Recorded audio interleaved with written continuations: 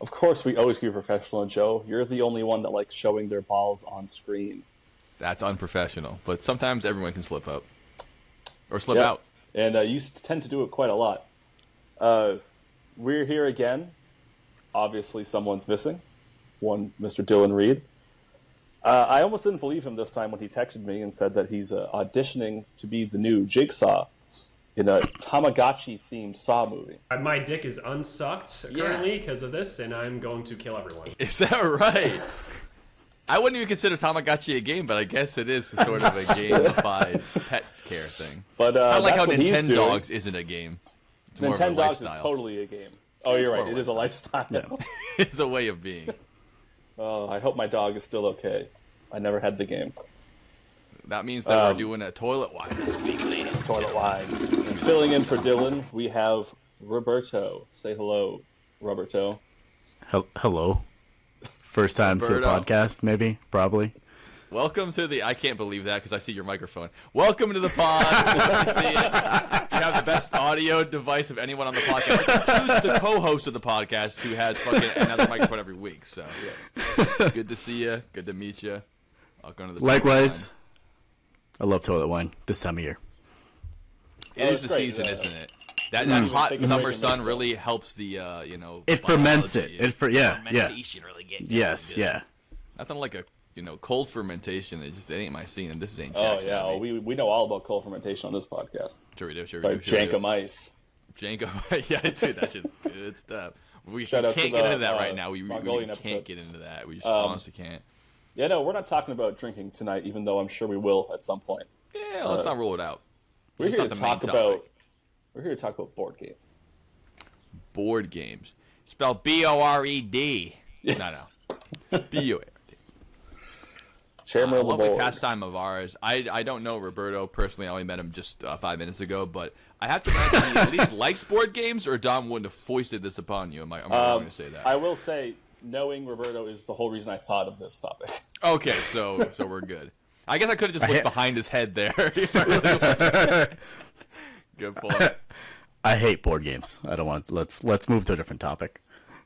Hell yeah. No. We're here to talk about board games. Let's do it. Let's do it. All right. Only. Wait. Do you have an MGMT board game? It's called Kids. No. In fact, it's mind management. I'm guessing, but it's Yeah. the band board game. You guys know the Aerosmith video game? MGMT has their own board game. Yeah. No. Imagine yeah. the MGMT roller coaster at Disney World. How's it go? I just imagine it. You get that electric feel? I thought you were going to do at least imagine it. one song reference, or you didn't even bother, huh? Imagine that. No, I'm just saying, imagine it. Because it's like Aerosmith, yeah, rock and roller coaster. I'm picking up and putting down. But yeah, so we decided to compile a little bit of a list here. This ain't a voting round, ladies and gents. We're just going to try to have each of our categories. We're going to pose our category of that. We'll probably chit-chat about it a little bit, and we'll keep it rocking. And Dom fully designed this one, so you got to give him full credit when it goes well. And when it sucks, that's my fault, because I'm generous. When it sucks. Of course it's gonna If suck. it sucks, and it won't. And no matter how well it goes, none of this is on Roberto. Even if it goes great, he just showed up. I'm just here. Yeah. Yeah, You get nothing. we're here. Nothing and like it. You lose, sir. You drank the fizzy lifting drink. You lose. Is that 3 podcasts in a row that we said that? It's in hard. 5 It's honestly minutes, hard not to probably? quote Willy Wonka at least a little bit if we didn't have to. But yeah, Dom, do you want to get started at the beginning, dude? Do you have another preamble? Yeah, let's trying to steer really us a little go bit. to the beginning. Let's go. Let's start with one. I'll start with a question. Does anyone think they can actually remember the first board game they played? Or do they just have an idea? Because I have an idea. I have an idea, and I believe it's based on the fact that people have told me it is. Much like the first movie I've seen, I've mostly had adults tell me this is the thing. I don't remember first doing it, but I remember hearing it so many times that like my mind forms a memory of it that's false, that says like, oh yeah, I remember when I first saw Lion King in theaters. It's like, yeah, you were 2.5. You don't remember that. I'm like, well, but people told me it.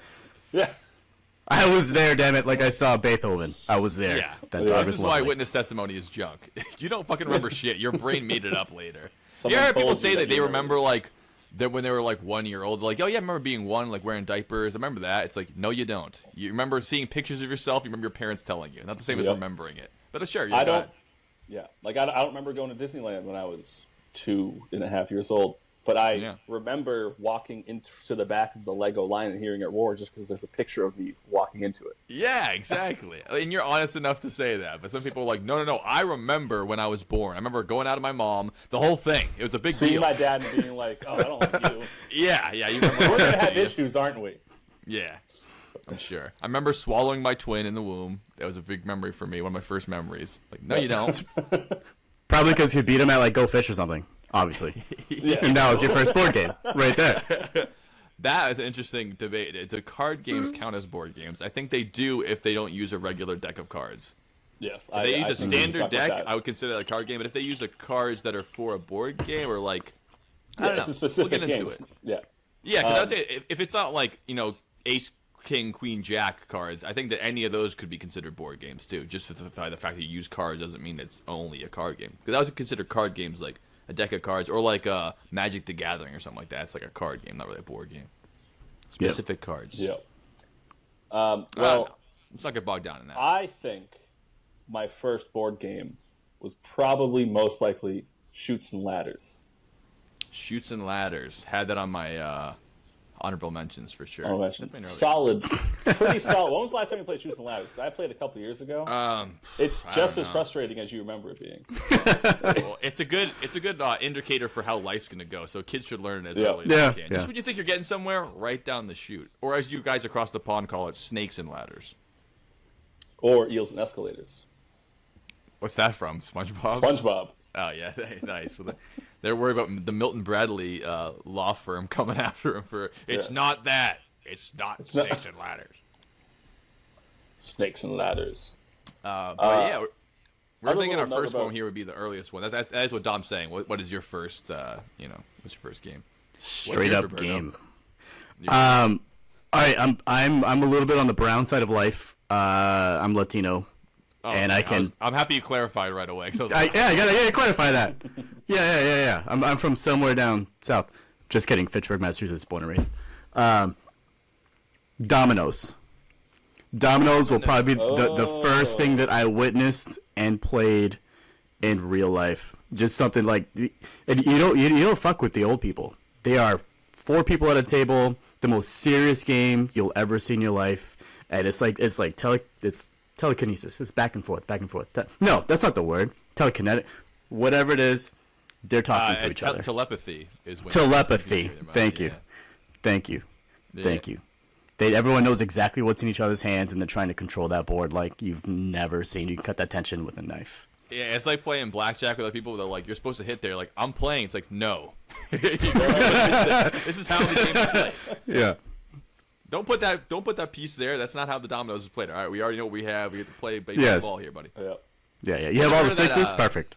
Yeah, you guys ever heard that 10,000 hours theory? I think a guy wrote a book on it like the 80s or something like that.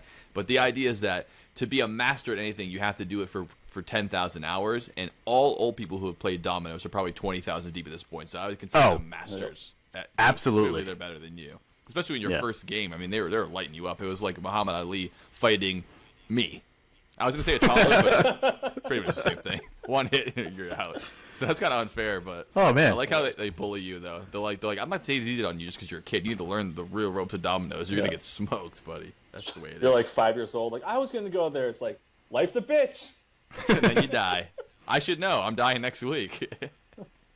Man, I didn't realize this podcast was hosted by Jake Paul. Okay.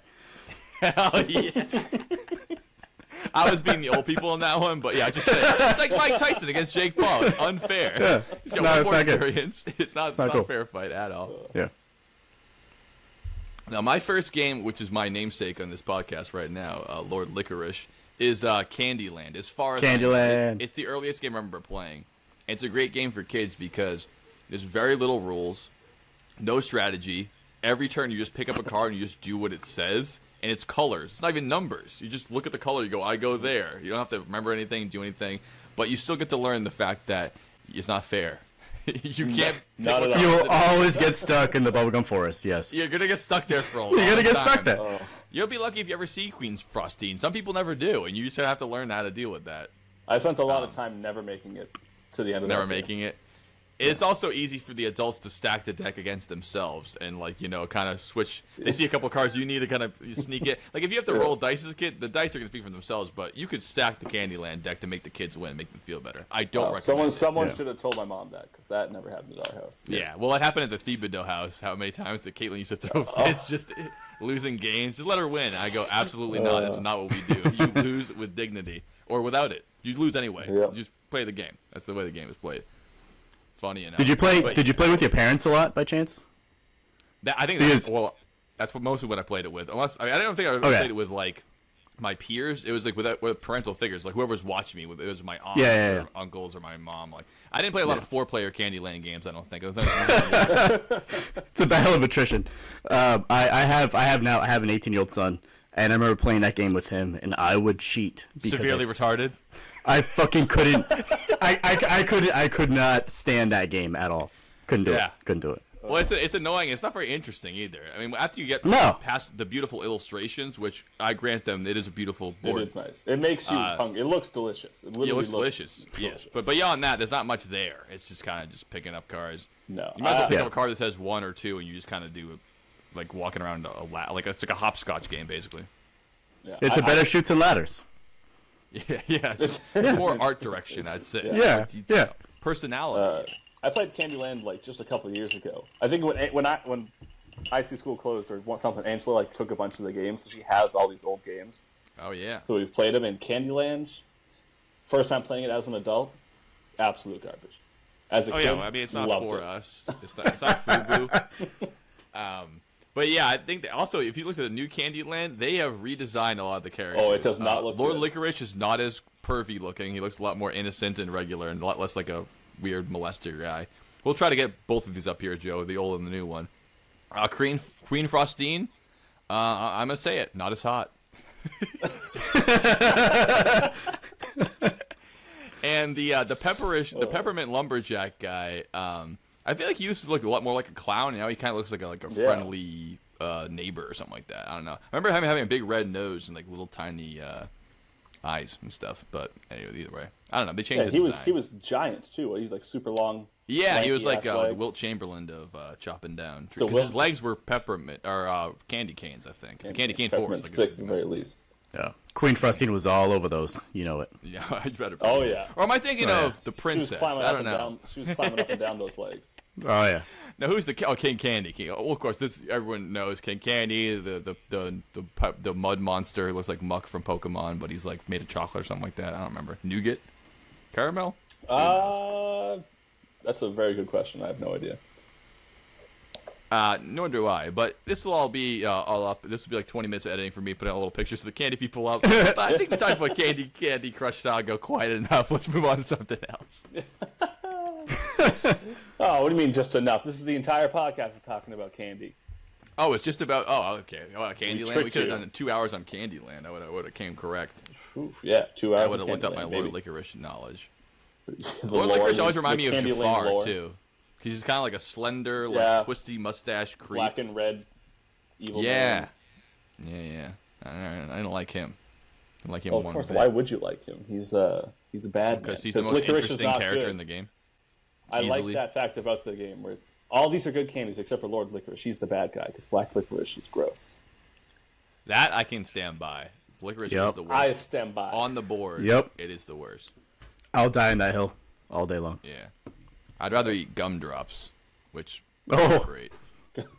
But the gumdrops versus licorice, it really is a lot of old people candy, huh? Peppermint, gumdrops, Yeah. licorice. These are all like spicy pieces of wax. They're not Nothing really candy. good. Nothing good. I mean, Well, when the the game fudge was made, that's the monster, best now I I'm had. about that. What you say? Nothing. I was wrong. So I forgot about. I'm into the fudge. Yeah. However I can get it. I don't mind one bit. But yeah. Anyways, yeah, Candyland. That's my All right, so first let's game. we're doing first thing. What about favorite? For like, what's the first board game that you was like, oh, I love playing this game. I want to play it over and over again. And this, I'm not. Rock, paper, not- scissors.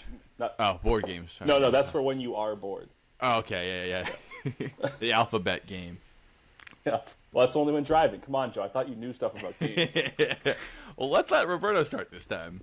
the favorite game you remember first loving and being like, this is the game I love the most. Like to keep playing this game. So, are we talking modern or classic? I think we're sticking more whenever classic. you can first remember. I assume you're still a child at this Okay. time. At that point in time, probably Trouble. Only because I could. Fine. I could pick. I'd be like, pop, pop, pop, pop, pop. My parents were like, shut up, stop it. Like, Ma, come play with me, come play with me. Oh man! And I was just such a bastard going around the thing. Like, I got a 1 in 6, bitch. Back to home. This has not Coward. what you just said, but can you turn down your gain a little bit because that was blasphemy. Oh, sorry. Thank you. I like you being animated, but I don't want you to blast out. That was my answer too. Trouble. Yeah, it was like it was active, but it was still like vindictive. It did introduce. I don't like Candyland. It was like your adversaries with the person. They can fuck you over, and you have to like kind of I mean, I can't like strategize, but like you can kind of like try to figure out what you're doing there. I loved some Trouble. Loved to get me into Trouble. And they had the popping thing in the middle. You don't have to, there's no dice to roll. You just pop that thing. Yeah, it was Poppable. absolute luck. It was always luck. No matter what. No, there was no skill involved in that game. Yeah, well, I guess no, you're right. Because as soon as you get your people in the safe, it's just the way it is. You can't really strategize at all, so it's all luck. So another good game for kids because they can't use their brains. You just go like, here we go. Whatever the fates will deem me to have, that's what I'm going to have. I'm going to have 1 between 6, and that's it. I remember playing a lot of games of that camping when it was raining out. Just putting the trumpet Wait. out. Oh yeah. Did you play where 1s and 6s you go again? Or was it 6 you repop? I think it was either 1 or 6. I don't think it was both. Okay. Maybe it was 6 you go again, or maybe it was 1 you go again. I don't remember, but I think there was that extra like especially towards the end of the game where you had to get the exact number to get in there, and you're like get another roll at it, or another pop. I don't even call it a roll, another pop. Yeah. Pop. It's like the only rule of Trouble. Just, okay, cool. We're good. Man, I hope I can get that sound effect. I'd like to play that right now. Just pop. It's just so satisfying. Pop in there. But yeah, it's hilarious, guys. It's the exact same thing I put down. Trouble is the first game I remember being my favorite game. Which is And also why... it's so colorful, and their numbers so you can help kids count and shit. Like, It's math. Were really It's nice math. to just move around. yeah, you can put them on your fingers, like Yeah, swallow also, them. the whole board was like Lego. It wasn't like a flat piece. You could stick them in the holes, and it's all very like. Remind me of like Legos. Gaming on the go.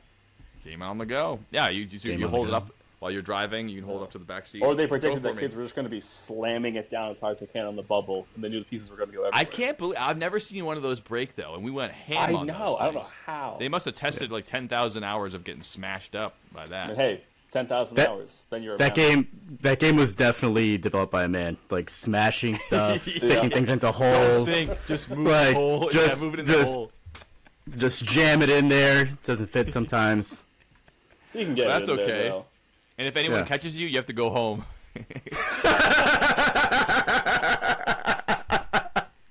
I think you're onto something. Definitely designed by a dude. Man. Called Trouble. It's called Getting into Trouble. Yeah. It's Yeah. It actually makes a lot of sense. I never really thought of it that way. Well, Dom, what about you? man. If it's not Trouble, I think so- you would have piped up. Originally, I had Candyland, but we've talked about that enough already. I'm not going to do a whole nother Right. thing Yeah, on Candyland. yeah. Good audible. This guy's been doing not 10,000 hours, but at least 100 hours of podcasting. Yep. Now he knows. Got to pivot. Got to pivot on this one. So I had to think a little bit while you guys were talking, like, what else could I pick for this? Because I really wasn't expecting Candyland to be picked first, which I don't know why, because of course that would be the earliest game anyone would play. Well, I put alternatives just in case people picked mine, but Well, so this one might not be as well known, and it's not nearly as complicated as it sounds, because it is a Monopoly game. It's Monopoly Junior Diggin' Dinos, the dinosaur-themed Monopoly Junior Really? game. I just died a I little started bit. playing Monopoly Junior well after playing Monopoly. Like I was like 12, and I'm like, this is how it goes now. Okay. I pretty Much much easier. only played it with my mom because no one else would want to play it, but I loved it, and she definitely just put up with it. Dude, if that's Yeah, the for sure. criteria, I'm gonna have to take all my games off because all the games I play with my mom exclusively. Till I That's was how like, much your mom loves it. She just wants to play Monopoly with you. She loves you to death. Yes, that's the best thing she could be doing right now is, we're going to buy more plastic fossils. she's I looking don't at even know the if we ever mortgage finished the thing, game. and she's just shaking her head because she knows you're alive. She's like,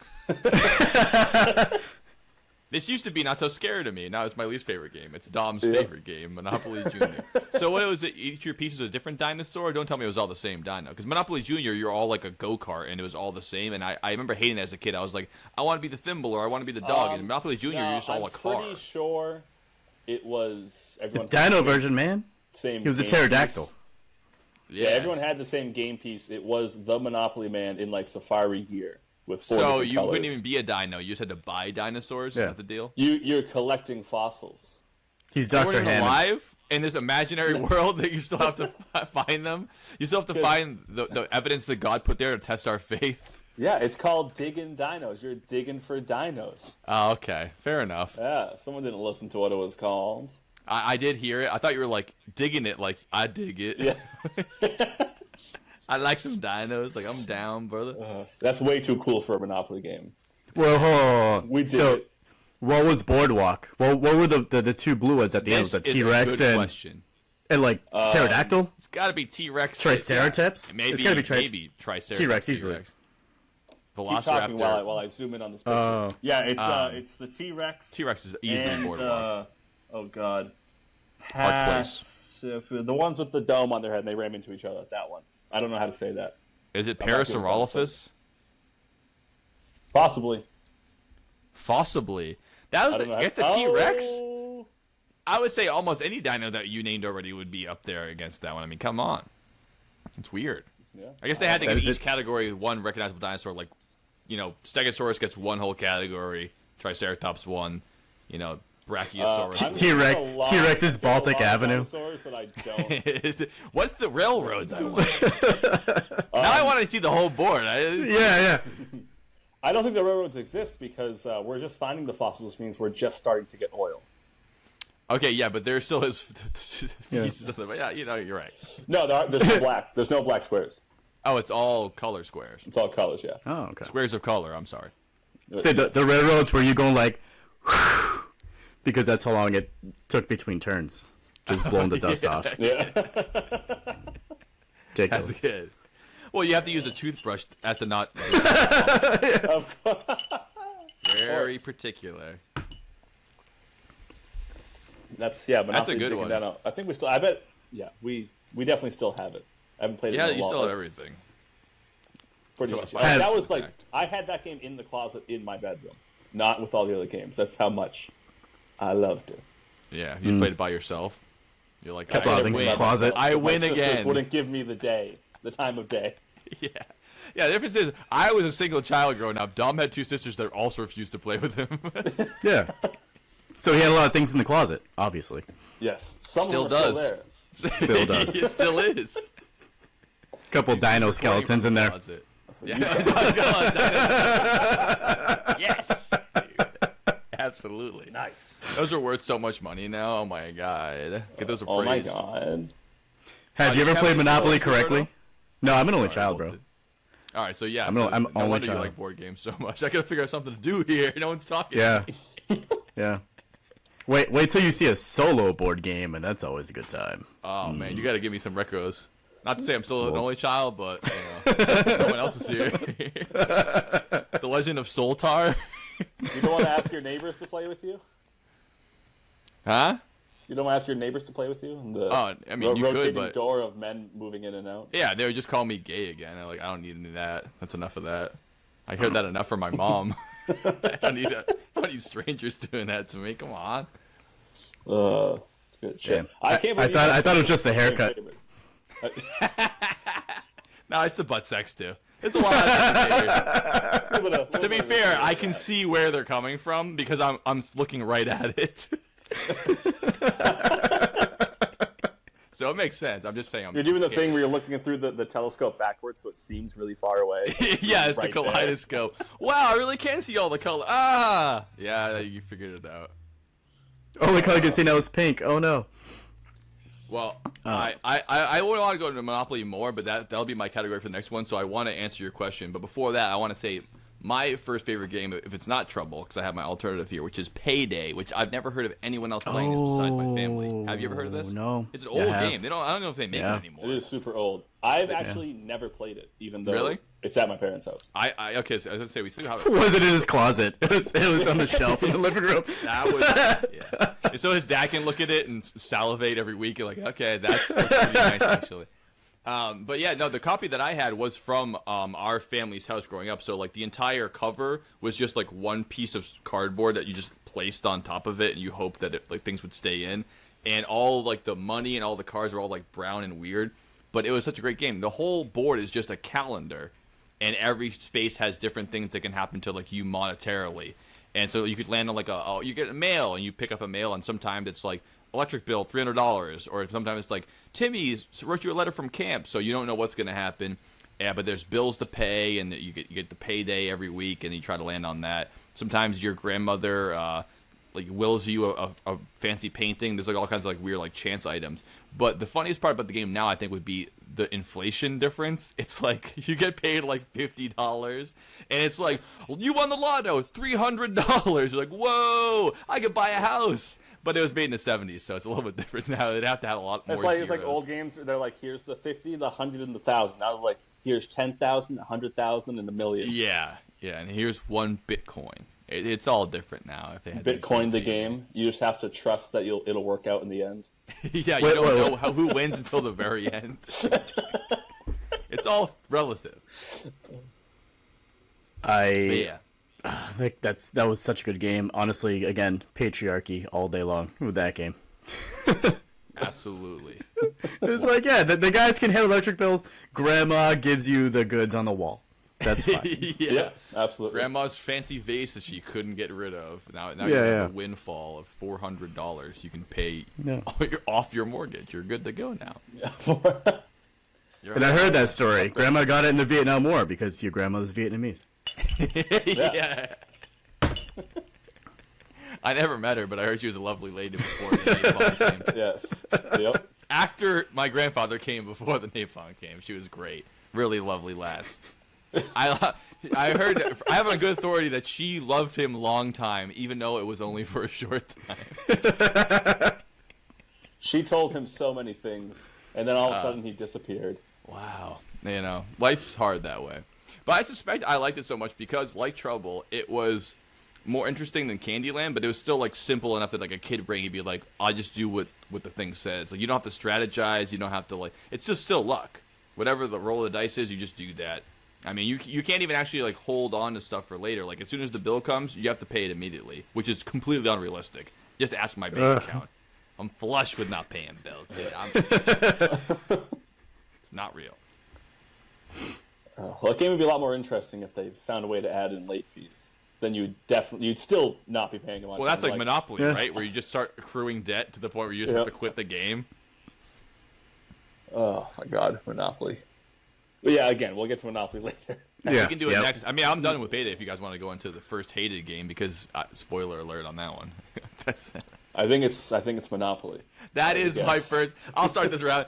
Monopoly's my first hated game because as a kid I thought it was interesting because like people wanted to play it and like the pieces and like the money, like having money and doing like different stuff. Like it was more strategy to it, but I never really got it.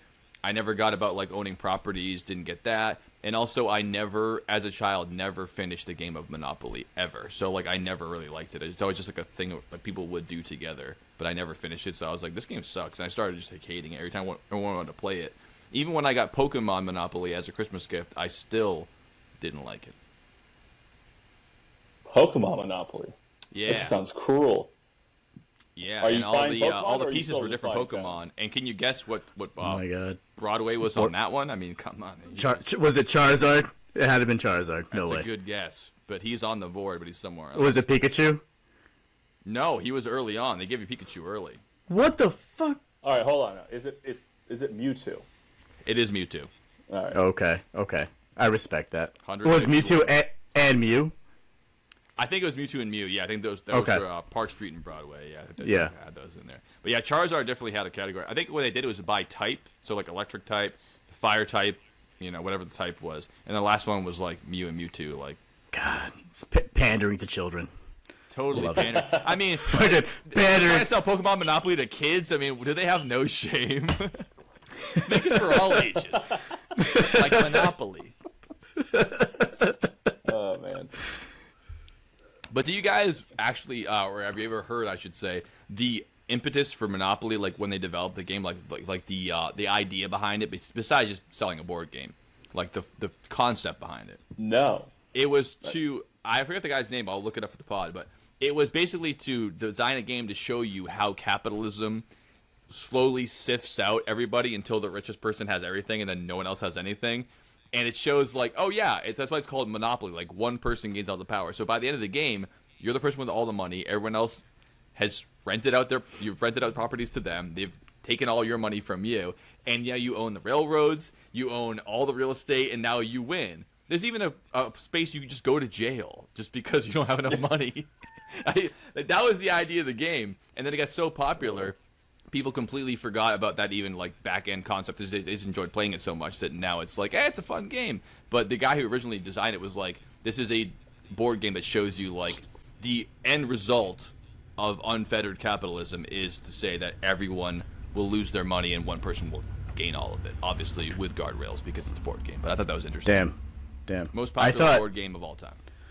I thought here you go using the word impetus and unfeathered, and I just what a podcast type named Toilet Wine. So that just really surprised me. Thank you for that vocabulary. At the same time. Yes. The vernacular is solid. The name Toilet Wine. The one with worse vocabulary. I'm the one who thought of the name Toilet Wine. It's a great name. It's fantastic. So yeah, that's Monopoly. Have you ever played Monopoly correctly? Because how is correctly? I thought I did. Not as a kid, but as like a teenager and older. I'm pretty sure I did play correctly. But again, I probably finished the game twice in my whole life. It's like playing Kings. You know the card game Kings when you're drinking, where you have to do 52 cards? It's like playing Kings at midnight. You never finish the game. You start too late. Monopoly, I always started too late, so it's very rare I've ever finished the game. If someone doesn't buy a property, then it goes up to auction immediately. And whoever has the highest bidder then gets the property. Okay, I do remember doing auctions, but again, not until I got older. I've never played it correctly. I hate that game. I love it because it's an intro to board games. Because when I got into board games, people are like, "Oh, you play board games like Monopoly?" Like, yeah, it's the I guess you can. By. It's like, exactly. You like drinking? You ever tried Budweiser? You're like, yeah. You ever tried Twisted Tea? It's like, yeah, I have. Now I'm an adult and I drink other stuff. Yeah. And I drink Twisted Tea. Yeah, I remember this. The Twisted Tea people are so... Don't get it twisted, man. Even if you like iced tea, why do you like Twisted Tea? It doesn't taste like iced tea. It tastes fucking terrible. No. And do you really want to drink 6 iced teas in a row? Ever? To get a little bit of a buzz? Like, at least Mike's Starbucks tastes like lemonade. Twisted Tea does not taste like tea to me. It tastes like someone poured vodka in, like, a jar of, like, piss. It sounds... Sugary, like diabetic piss. Diabetic piss. Yeah, nice and sweet, a little sweet. A little bit stickiness of the glucose in your teeth. No thanks, man. People have no self-respect with that. But I agree with that take on Monopoly. It's a good intro because it's like the one everyone can understand. Like, oh yeah, we all play Monopoly. But I think it's a product of its time. Like, it's like Coca-Cola. It got its claws into America so early. It's like, I am a standard. We all play Monopoly. That's the way the game's played. But if Monopoly came out today, it would not be popular the way it is. Oh, not at all. Close. There's so many better games since. Yeah. When my kid was probably 6, 7, that's when I introduced him to some games. Maybe a little bit before that. He's shorter? He's making a joke. 6, 7. He is 6, 7. Oh yeah. Oh, thank you. No problem. Not fast up here. Dominic. Thank you. He was about that age, but I told him for several years, I hate Monopoly. So then he goes into school, and he's like, Dad, I made a board game, and you're going to love it. And he comes over to the house with a Monopoly knockoff, and I just said, fuck. So, of course, I played with him, because he's young. Monopoly.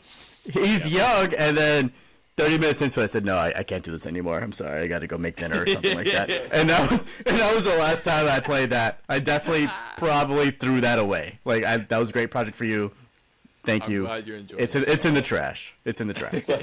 Now that you're older, I can tell you that was a garbage game, and don't ever do that again to me. Yes. Please. Do not be a game designer. You suck. It's like It's like fucking David Ortiz's kid coming in with a Yankees hat. You're like, I like that you like baseball, but that's fucking disgusting to me. And now that you're older, don't ever come in there with that again. Appreciate your interest. That's about it. Oh man, that would be rough. Yeah. But I also appreciate that Roberto, as a board game lover, that you understand as well as most people do that Monopoly is a shit board game. It's just popular for the popular sake. It ain't a great board game. Yeah. I mean, Hasbro has a lot of IPs and like Pokemon or Stranger Things or this or that, and now you can have your town be a Monopoly game. And actually, side note, that's a great fundraiser. If you want to raise funds for the community. Yeah, I think that's what it more is now. It's like, hey, make your own Monopoly board. Like, oh, we have Patriots Monopoly. We have fucking wine Monopoly. Like, it's just, they're just selling, like, oh, what's Broadway? What's part? Like, it's the same thing. We're like, what is the piece? It's like, okay, cool. We're never going to play it. It's just like, it's a decoration more. It's something to have. Pull it out. I definitely want a porn star Monopoly. I need that in my life. They must have one. Monopoly. I'm telling you, they definitely have one of those. If not, there has to be like a Playboy one. They certainly have a Playboy Monopoly. There's no chance they don't. But yeah, that'd be cool to see a porn star Monopoly like every 5 years to see how it shifts, how it Who shifts. stays? Yeah, but Boardwalk is always around Jeremy. Always. Yeah, the goat for life. Yeah, but I mean, I feel like the porn star Monopoly would shift even more than like Hall of Fame NFL Monopoly or like baseball. It's like it's so ever changing. Like it's always new properties. I don't know. I'm on uncharted territory here. Maybe I should shut the fuck up. So was Monopoly your pick too, Roberto, or did you have another like first hated board game? No, the Monopoly was definitely my pick. Sure. But I do want to go on record as a favorite game of Jason as a kid was Life. I loved the game of Life. The game of Life. So much. An honorable mention. Has to be mentioned. I mean, especially as a kid, it's just like a fun experience. We'll definitely talk about that. Hell yeah. All right, so we'll get into it later. But my other hated one, real quick, was Sorry, because I didn't play it until later, and it was just a shittier version of Trouble with cards. Yeah, and that no game sucks. popping middle thing. So it's like, what's the fucking point of it? I didn't get it at all. It was just a worse version. It was like if you tried driving a car to get somewhere, and then someone gave you one of those rail car hand crank things, and you're like, oh, I can still get there, like, but I already know about cars, so why would I play Sorry? Trouble exists, so Sorry's just the shitty version of it. Yeah. I don't get that. Where's the popper, man? That's all I'm looking for. Where's the popper? Where's the pegs? Why can't Where's the piece that annoys the parents? yeah, come on. It's a card game. I don't get it. Yeah. Sorry sucks. Yeah. Sorry is also, only in good Trouble- for warming homeless people. That's it. I said it. Yeah, this is for that. It's for Like, there you go. That's it. But I also like that. It's Sorry. The initial thing is you have to apologize, and in Trouble, when you take someone's piece, you just go "fuck you," which is the opposite. Of that. Way to go. That's more my speed. Good shit. My hated game, almost entirely because of how often we played it at my house, and the fact that I'm not sure I ever won it. I may have won it once. I don't think I've ever won Clue. Clue has to be. Wow. You hate Clue. I haven't heard a lot of people who hate Clue. I can't do it. I've You never a bitch. won. To be fair, That's it. I'm so dumb. I played for like 7-8 years, not fully knowing how to play the game, which Nice. added Well, to it a lot. no wonder why you can't win. You don't know how to fucking play. after What? 7 years.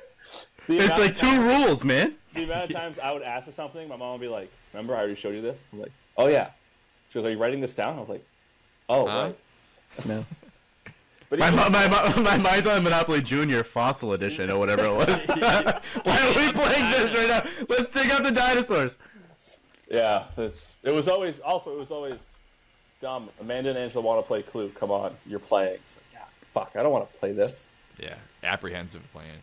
I would say Yeah, Clue sucks. is like that next level where you go from like the Sorry, Payday kind of thing or Trouble over to like Clue is a little more strategy. You have to remember things. You have to think about things. It's still simple enough that like kids can get it, but you can't just roll a dice and go, "Oh, what happened to me?" You have to be like, "Okay, well, what does this person have?" Like it takes a little more strategy. It's like an intro to more complex board games for sure. Yeah, being 5 years younger than the oldest meant I was playing Clue probably younger than I should have. And that's probably why you got smoked all the time anyway. You just He keep had about all your pieces on the board. And no you're like, clue. "Hey, look at I got. Nope. Yeah, not a I know Not a people clue. love it too. Not a clue. Sorry, Dom. I'm good. I'm It's gonna shut up alright. now. Never. Well, I think that is a good dovetail into the fact that Dom and I have been in the library, and I used the lead pipe on him, and I don't want to talk about it too much. We should roll into our first commercial break here because we're about 40 in. Dom, what do you think? I say, let's go. I made 50,000 in the stock market today. I had twins. I went to the poor farm. I'm on Millionaire Acres. That's life. The game of life, the game of life. You will learn about life when you play the game of life. First you start out with 2,000 and a car. I got a car. You got a car. Then you may go straight to college just to get a lot of knowledge. Harvard. Or to business if you think you'll go as far. I'll be a You star. may go far.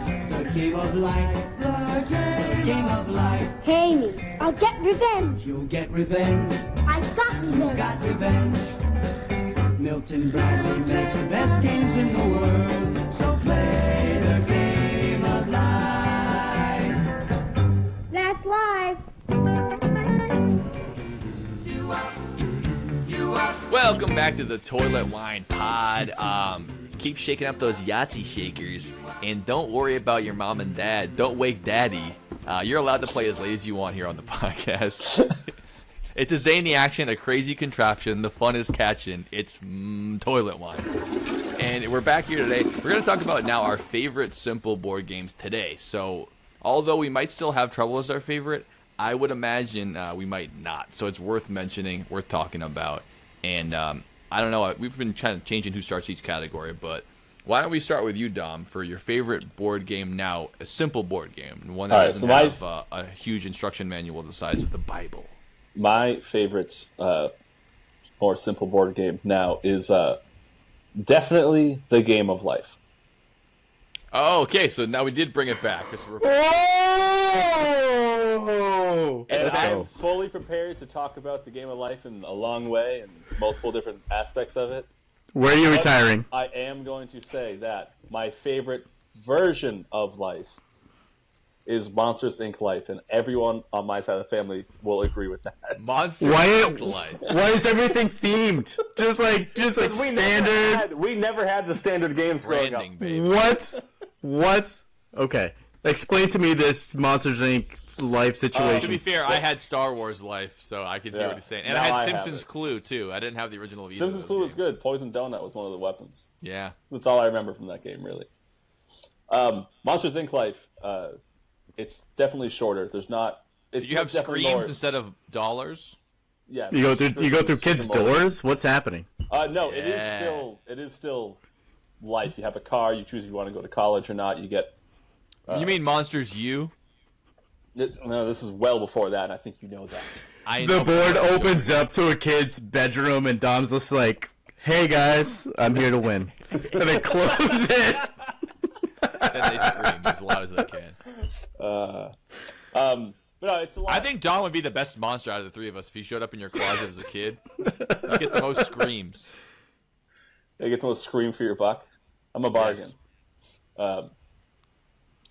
It's definitely a little more aimed towards younger kids. It's way simpler than regular life.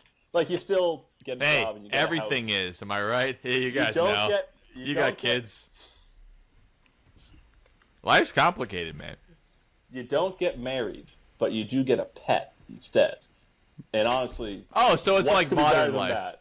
that? What? You don't get Yeah, married. that's a great game. Wait. It's fantastic. Does it come with like the hills and mountains and shit from the Oh, yeah. original life? Like, It's okay, like 3D style, yeah. Yeah, it and the still has spinner pieces that is click still in. there. You've got the spinner. It's got Love the buildings spinner. you place. Spinner's nice. Still has some of those random roads. You're like, hey, why am I going up a hill all of a sudden? This is so unnecessary to the game, but I'm glad it's there. 2419. 2419. 2419. Faces there. But even just like the Game of Life in general, who doesn't like that game? Did you oil it? Did you put like a little grease up olive the oil wheels. to Oh no, we never did that. fucking So much spin it a little easier. bit more? Ugh. Spin it too hard and it pops off the rail. You're just like, fuck. Yeah, you're looking up in the air for like 12 seconds, just like. It's like a sky dancer, Beyblade. Beyblade Game of Life. Let it rip. You all let it rip at once. Whoever's top or Beyblade falls last, you get to go. Whoever's the top, as part of the Game of Life as well. Yeah, no, that was. I love how the Yeah, original part one of too. college. It's just like That's you part get of to if you go spin to whether you go college. to college or not. It's like now it should just be like you don't go to college and you just drive off a cliff. And you're like, there you go. You're not gonna. I told you you would die, Wazowski. You're not gonna make it anywhere. No, you do not go to college. You just get into a cul-de-sac and you just drive around for until the game's over. You don't go anywhere. You're moving, but you're not going anywhere, really. It's a cul-de-sac that has its own liquor store. Just keep going. gun store, liquor store, drugstore. All the good shit. All Yeah, the Game of stuff. Life. And That's a good let's one. not forget the beautiful, wonderful creation of the Game of Life, the PlayStation 1 game. I know it's a video game, but it's based on a board game. I did and play I the probably shit out have of that. just as many hours in that as actually playing Life. You get the first person from the car where you're going down the board. You can see all the pieces go by. I mean, just Going fun through the stuff. decades. Yeah. I always Singing- opted to abandon. singing I the wanted to songs. abandon my kids at all times. That should have It's been like, a piece. like fuck these kids. I don't want to pay for them. As You get can be close to adopted now. retirement, tragic accident, kid gets addicted. Like, all right, I'm saving some money here towards the end of the game. Yes. Here's some heroin. Okay, honey, Yeah. you're good. Left your kid at the bus stop. Minus $1,000. You land on take life insurance policy out on your spouse. If you land on the other Yeah. piece, the cops don't catch you, then you can win the game because you get a windfall Yeah. at the end. Back to your payday though. That the Game of Life, if I recall correctly, on the original game, the doctor was the most breadwinningest I career, believe right? so. At $100,000. You can't do shit with $100,000. Like doctors make so much more money nowadays. Oh yeah, not even close to that. That game was made in the $100,000. 70s too. You're lucky if you better get a combined family income with that to do something with that. I mean, that's not Yeah. Remember the Overseas. artist made $30,000, and now like if you work at McDonald's in Massachusetts, you can make $30,000. So Yeah. there we are. There's artists who make a lot more than that now. No buying those $100,000 houses. Yeah. No, yeah, that was the mansion. Are we gonna land on the mansion or the shack? Like, oh, Honestly, if I had the shack with being a doctor, I would pay zero in property tax. Like I'm happy yeah, with actually, that. it's Yeah. That's the way to Smart go. enough to know how to avoid your taxes. that was one of the pieces, right? Couldn't you? The IRS hit you for some money in life. I Yeah. feel like the IRS Yeah. is like, oh, taxes due, and then you have to pay up. Wait, so what were the taxes due in the Monsters University life good point. game? There's no taxes. There's no taxes in the monster world. So It's all monsters fun- have Is there to. at least death in the monster world? Or nothing's? No, it's Nothing all sacred. positives because everything negative is a good thing for them. They live off screams. Okay. I was a pioneer. I'd always go to pink pegs. I just want ladies on ladies. That's it. And then ladies on ladies can have kids, and then they can deal Nothing with that better shit. than a Then they car have full all of boys. chicks. Yeah. I that's not my life. That was my Who wouldn't want that to was the spend an entire imaginary board life. game in a car full of ladies. Yeah, What the a 90s, fun a lady doctor making $100,000. What? The spouse she makes makes nothing. $75,000. That's not possible.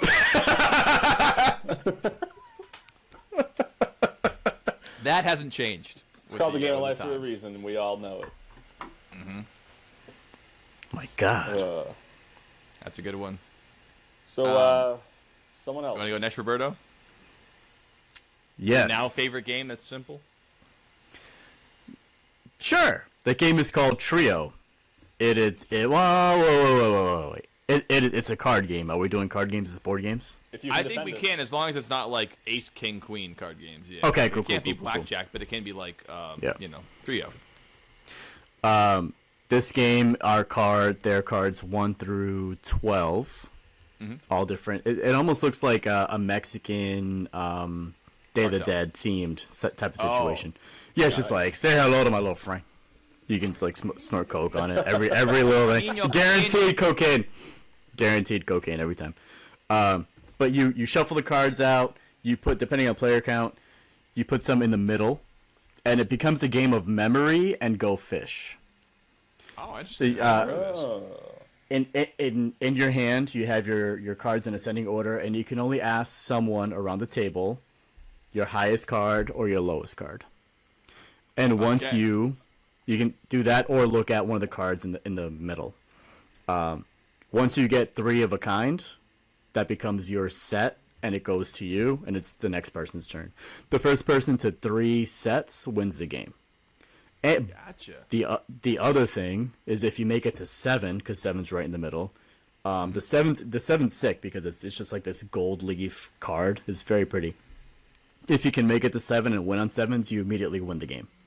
Because it's the hardest number to get. Oh, damn. Triple 7s. Yeah. Yeah, because you can't find it by asking high or low. That makes sense. Higher, lower. Exactly. Yeah. So Damn. that's my favorite game right now. Yeah, that's a solid game. That is sweet. And it's like $15, right? I'm not an ad person. I just like the game. Yeah, Good. no And you're ads. right. It does. Right, I'm you looking have at to a pay picture right off. now. It looks fantastic. We've been advertising for all the board games the whole time anyway. Yeah. Except for the ones that we hate. Don't go buy those. You guys Yeah. ever heard of Candyland? They need some sponsored deals right now. Please buy Candyland. They have a GoFundMe going for. They're trying to Queen change the Frostine. character design Yes. again. They need the money to do it. If your girl's on your period, use a board to fuck her, and you too will get stuck in the bubblegum forest. That tracks. That's it. Yeah, it turns out Lord Licorice is trans. Lord Lick or Ish. Ish. Not really, but ish, you know. All right, so when are we going to start the crowdfunding this new version of Candyland? Oh, yeah. Dandyland. Made of plastic. Candyland. That might get us in trouble. How about Candy Flip? So my favorite game, and it's been for years and years and years, is a simple game, but it is basically, I believe, a superior game of a way more popular game. So the more popular version of it is like, you know, a version of chess, but you're just marching your pieces down the board, and that game is called Stratego. Most people know that one. You have different pieces with different ranks, and the higher your rank, the more you can beat other pieces, and then there's certain pieces that can only beat certain things, like, whenever a scout can beat a bomb, or whatever it is, or how it goes. But there's a catch in this game. It's from like the 80s, so all it has is a 9-volt battery in it, and a circuit board that tests. You have 4 pegs, and whatever pegs you're pressing down, that tells you what piece it is. So all your pieces in this game have little pegs at the bottom you can't see until you place it on the battle chamber. And that game's called The Generals. So all your pieces are facing you. You know those pieces. You can see your opponent's pieces. The bad part about Stratego is when you try to take a piece, you have to tell your opponent what piece you have.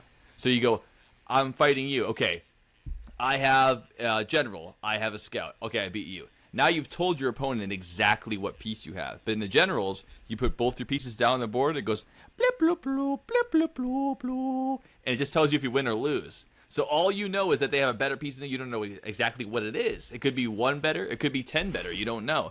So it's a better version of Stratego where you have to try to remember generally what the pieces are, but not exactly what they are. So you can't cheat by saying, "Oh, I know you have, you have a 7. You already showed me your 7." You can just go, "Hey, I beat your 4. The game said I beat you." That's all I have to. You don't have to place anything. This is So a 5 I or a like that 10. version because you never have to give up your pieces. The game tells you if you win or not, and all it takes is a 9-volt battery. So I love that game, The Generals. But is it like a battleship type of situation where you have down here and up here? No, it's Okay. like a chessboard, and you march across. Once you get their flag, you win. You're just trying to take all their Okay. pieces and try to get their flag. And that's the same thing, too. When you put the flag up, the flag looks like a normal piece. It could be a general, it could be a scout. But when you hit it, you put it on the board, and it goes blip, blip, bloop, blip, blip, bloop, Okay. ba, ba, ba, ba, ba, ba. And then you know you win. The little 9-volt battery sings the song. The game's amazing. I still have it. It's fantastic. I love that game so much. And the I mean, 9-volt battery has been in the game for so long that now the battery acid has fused it. So whenever that battery dies, the game's done for good. Unless someone knows how to work electronics. I don't know how to do it. I love the game, though. we could get that thing working Nice. again. Yeah, absolutely.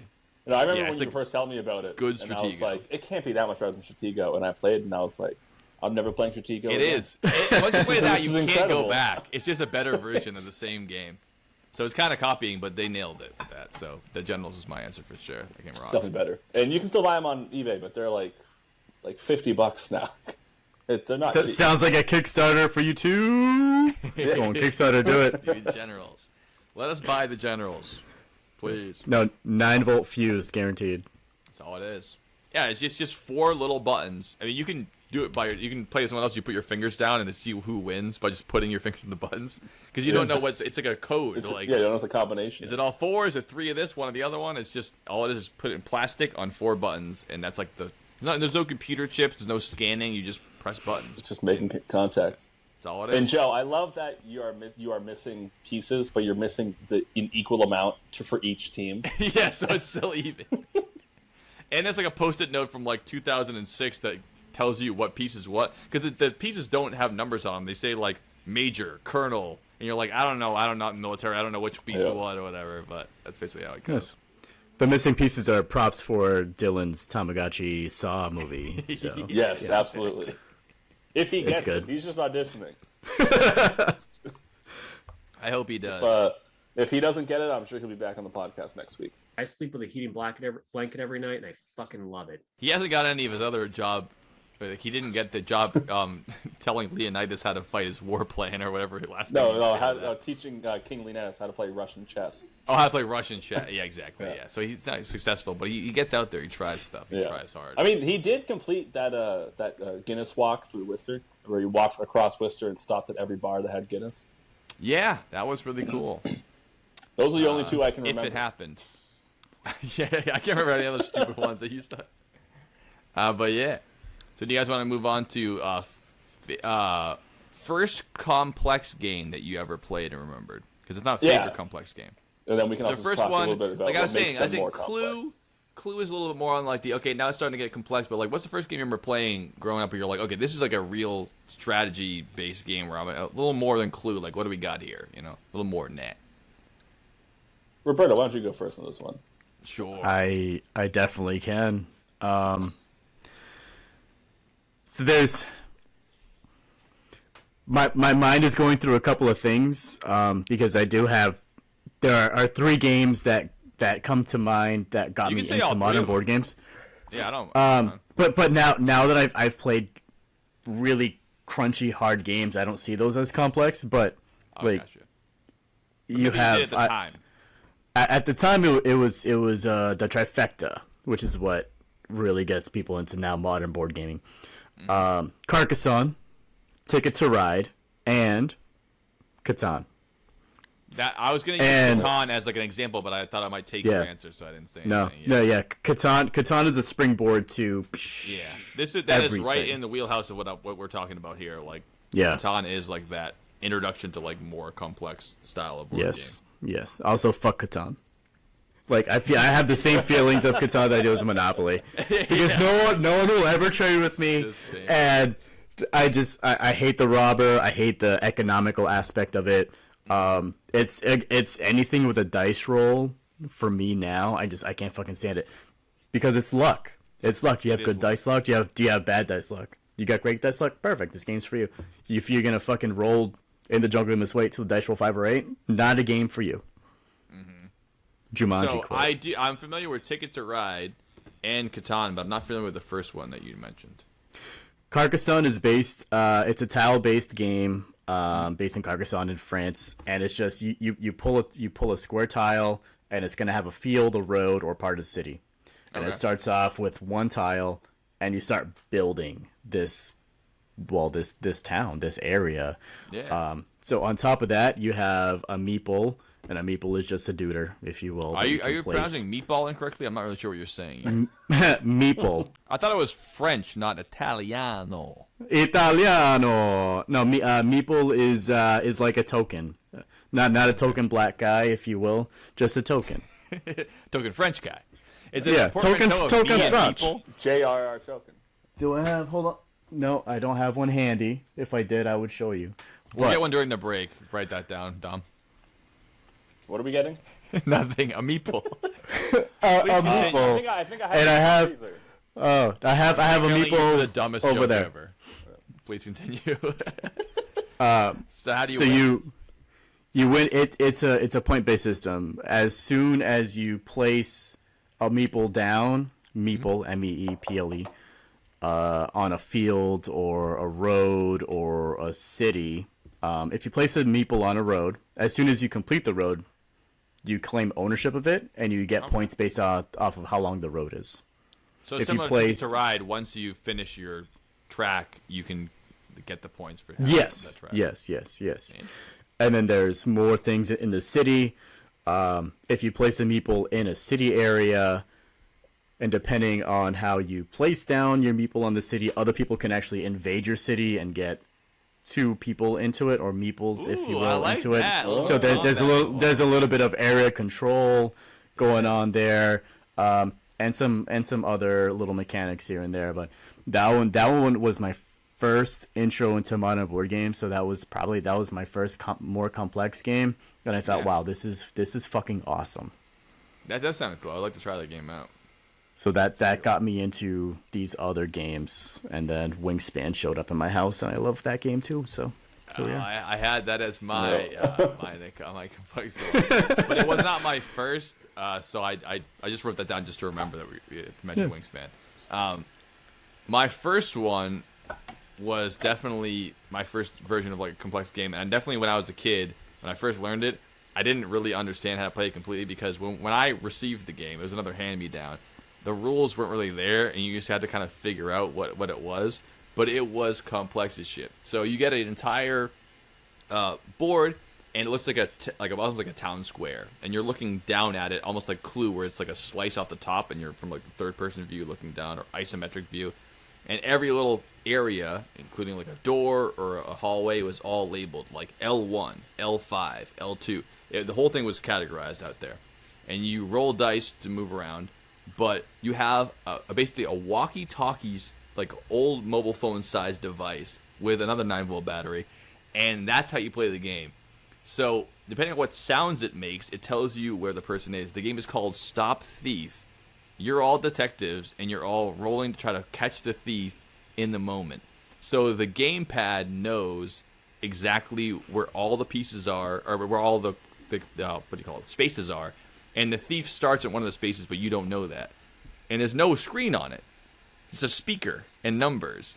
So the game would start out, and it would go like, it would make different sounds based on what the person's doing. So it might go like, brrrr, pshing, black, black, black, black, black, bling, black, black, black, black, black. And you're like, I don't know what that is. So the blah, blah, blah, that's walked. The driving sounds driving. The other sounds a subway. So you have to listen to what it says. It's like, oh, I heard a window breaking, or I heard a door open. You have to look at the board and be like, where is a door next to a window? Where could he have driven? So the whole game, you're just trying to chase this invisible person down, and only the speaker knows where it is. And if you're ready to accuse the person of where it is, you only get like 3 per game. You type in the coordinates, and then it tells you if you found the person and you win. If you didn't find the person and you're wrong, you lose one of your guesses. Or if you found the person and they get away, there's a chance that you can find them and they get away, and then you have to keep chasing them.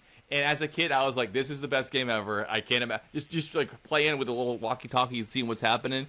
It was amazing. Just fucking great game. Stop Thief. So it's a little more strategy than that. You have to try to like decipher what's going on, and you're obviously racing against other people to see what's going on. And one way to do it is just to chase your other opponents down and say, hey, if they think that they know what's happening, maybe I can beat them to what they're guessing. But you don't know if you're right or not, because there's no screen. There's no indicator. You can all be doing a wild goose chase somewhere, and meanwhile the guy's breaking windows and driving down the road. You have no idea, and you get bounties every time you have a new person you catch. It'd be a bounty. Like one person's worth $1,000, one person's worth $10,000, and then you chase them down. Stop thief. Now, are you all going after the same person at the same time, or are you going after different every people? time there's only one perp, and every person in the game is going. And every after person them. is individually getting hints that only they can hear when it's their No, turn? everyone can hear it. Oh god. Oh, this is a but co-op game then. But yeah, but only the person who catches them gets the money. Okay. So you're all hearing it, but you're all deciphering it. But you don't have to say. You can be like, did he break a window, then walk, then move the door? And you can be like, I don't know. But meanwhile in your head you're like, yeah, he did. And then you actually chase him down. You can remember it, and they can't. Yeah. Yeah, it's pretty fun. I think Fuck you, I'm not helping you. Yeah. Yeah, And so you had to figure out what all the noises meant because there were no instructions. That was the hard part too. It doesn't say, "Hey, the noise that goes blah blah blah," and the noise that goes brr, the noise that goes blah blah blah. It's like it's a 1980s walkie-talkie. There wasn't that many noises, but each one of them meant it did a different thing. And the computer in the thing was telling it like L1, R1, like it was telling it what it was doing. But in your head, you're like, I don't know. It walked down the street, took the subway. Like it took half the game was trying to figure out what the fuck was even going on, which is fun too.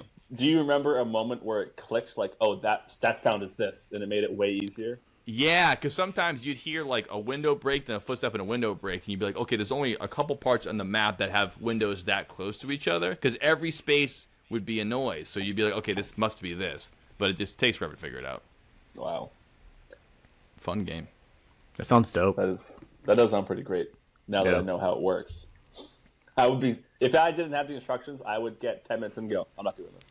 Well, I'd never play again. I didn't have a whole lot going on, so I could just be down in the basement for hours just trying to find the perp by myself. Because you can play it alone, too, because it's just you against the computer. So you can just and I mean, if you're playing alone and he gets away every time, you're really going to feel bad about yourself. Yeah. And also, you're rolling the dice, and you're being like, oh, I almost got him. Like, you can just move your guy. No one's stopping you. You could just guess without even using the pieces, but that's no fun. He's here. Oh, that's good. So I had a lot of trouble thinking of my first complex. Trouble. He said this. Hey! I'm sorry. No, I'm done. Because the first one that comes to mind was only like 6 years ago, and it just doesn't seem right. There has to have been something older than that I played. And after thinking for a while and thinking about how we were talking about how this isn't just like a card game, it's more specific. It's not just dice, it's in a set for something. Yeah. Mm-hmm. Dom's end of beard was on his face when you just first saw this. I gotta go with popularized by one of my favorite movies, Pirates of the Caribbean. That's Pirate Dice. Oh, Pirate Dice is so good. Because yes, it was the first time where it was like, it's not just strategy. Do you know how to lie and get away with it? And at the age of that time, I was like, no, I don't. I haven't figured it out yet. Is it the same as Liar's Dice? Yeah, but they had a specific Pirates of the Caribbean themed one. Like it had like a resurgence when that game I played Liar's Dice. Out. Yeah. Like it mimicked the cups in the game, in the movie and stuff, and it was a staple in one of my Mario cousins' houses in a while. But I did not learn how to play that until I played Red Dead Redemption, and that's how I found out how to play that game. Oh yeah, no, I think I was like 12, playing it and being like against like adults. Damn. I'm like, I don't really know what I'm doing here. We should play that next time we hang out. That's a fucking fun game. Yeah. Can I be included? Because I really want to be included, Nick. That sounds like a good time. I want you to play board games with us next fucking Sunday. That sounds awesome. I'm telling you know how to board game hard.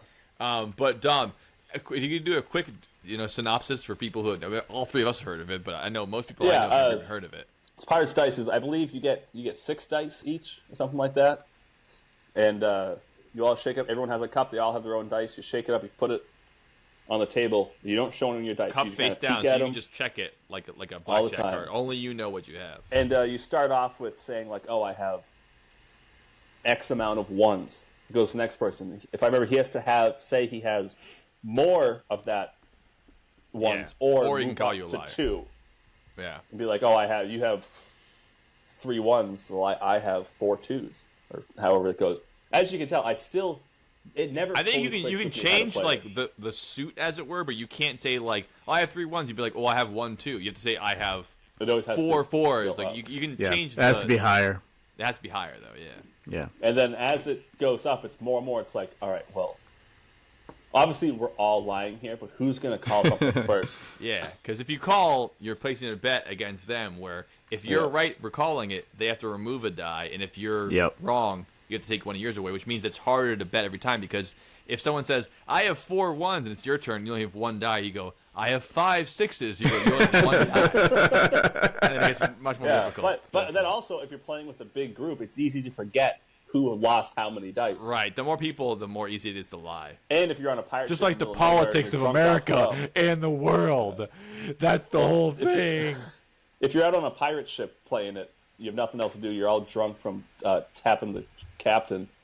You have no idea. You're like, I'm drunk. I don't know how many he has. I don't even know how many I have. Let's just. That must have been the equivalent of playing Red Dead Redemption on a pirate ship. You're like, this is the most fun game we can possibly play here on the open seas. Just lie to each Rolling other and them get bones. mad about it. How dare you lie to me? Like, we're fucking pirates. And we're playing a game called Lie You know, to too, when you lose, we only have 4 dice left. It's like, that's all right. Hold on a second. Don't need that much anyway. They're already falling out from the scurvy. Scurvy. Arr. That's a good Pirates. one, yeah. Don't mind if I do. And then I will, give an honorable mention to the next complex game that really came to mind, which will segue us very well into our favorite of the more complex games. Yeah. Fucking one of the best games ever made, Lords of Waterdeep. Oh, well, I mean, that's my next. I mean, that is my favorite. Yeah. I've never played that game. Really? We'll talk about it too. Yes. Before we go into that, I wanted to get another introductory one, I should say, which most people have played, which is Risk. It's like it's not like as complex as like Waterdeep or like some of the other games, but like it's complex enough that like kids just can't play it. Like you think you can as a kid, but like you don't get the strategy with like picking your troops and putting them in certain spaces and all that shit like that. Don't have the attention span to play a 4-hour board game. Yeah, exactly. And I loved playing Risk, but I loved the superior version, much like Monsters Inc. Life, was Star Wars Risk, because the Star Wars Risk introduced a part of Risk that's not inherent in the regular game. In regular Risk, everyone has equal standing to start with. You all pick your spaces and the game's played. Star Wars Risk has, I don't remember what video games call it now, but it's like unbalanced victory standards. So every team has a different motive to play. So in Star Wars Risk, you're the Rebellion, the Empire, and the Hutts. And you can have like teams, but there's only 3 major factions, and they all have different objectives. So you can win by doing different things, and I love that about the game. The rules are still Risk rules, where you still battle it out, but you're looking for different things, and your bonuses are different. So the Hutts are trying to gain control of resource planets. That's your whole game is just trying to find those, which is, by the way, the easiest way to win. You have to win like 10 planets to win the whole game. It's bullshit. Hutts always win.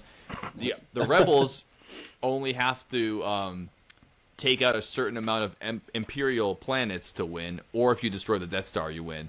And the Imperials have to take over the entire game to win. So it's super like weighted in different directions, but you have different like strategies, and I love that extra layer of it, where it's not just like, me against you. It's like I'm trying to do a certain thing, and you're trying to stop me from doing it, which added that like strategy and that I really enjoy with that game. And you pick also who you are, right?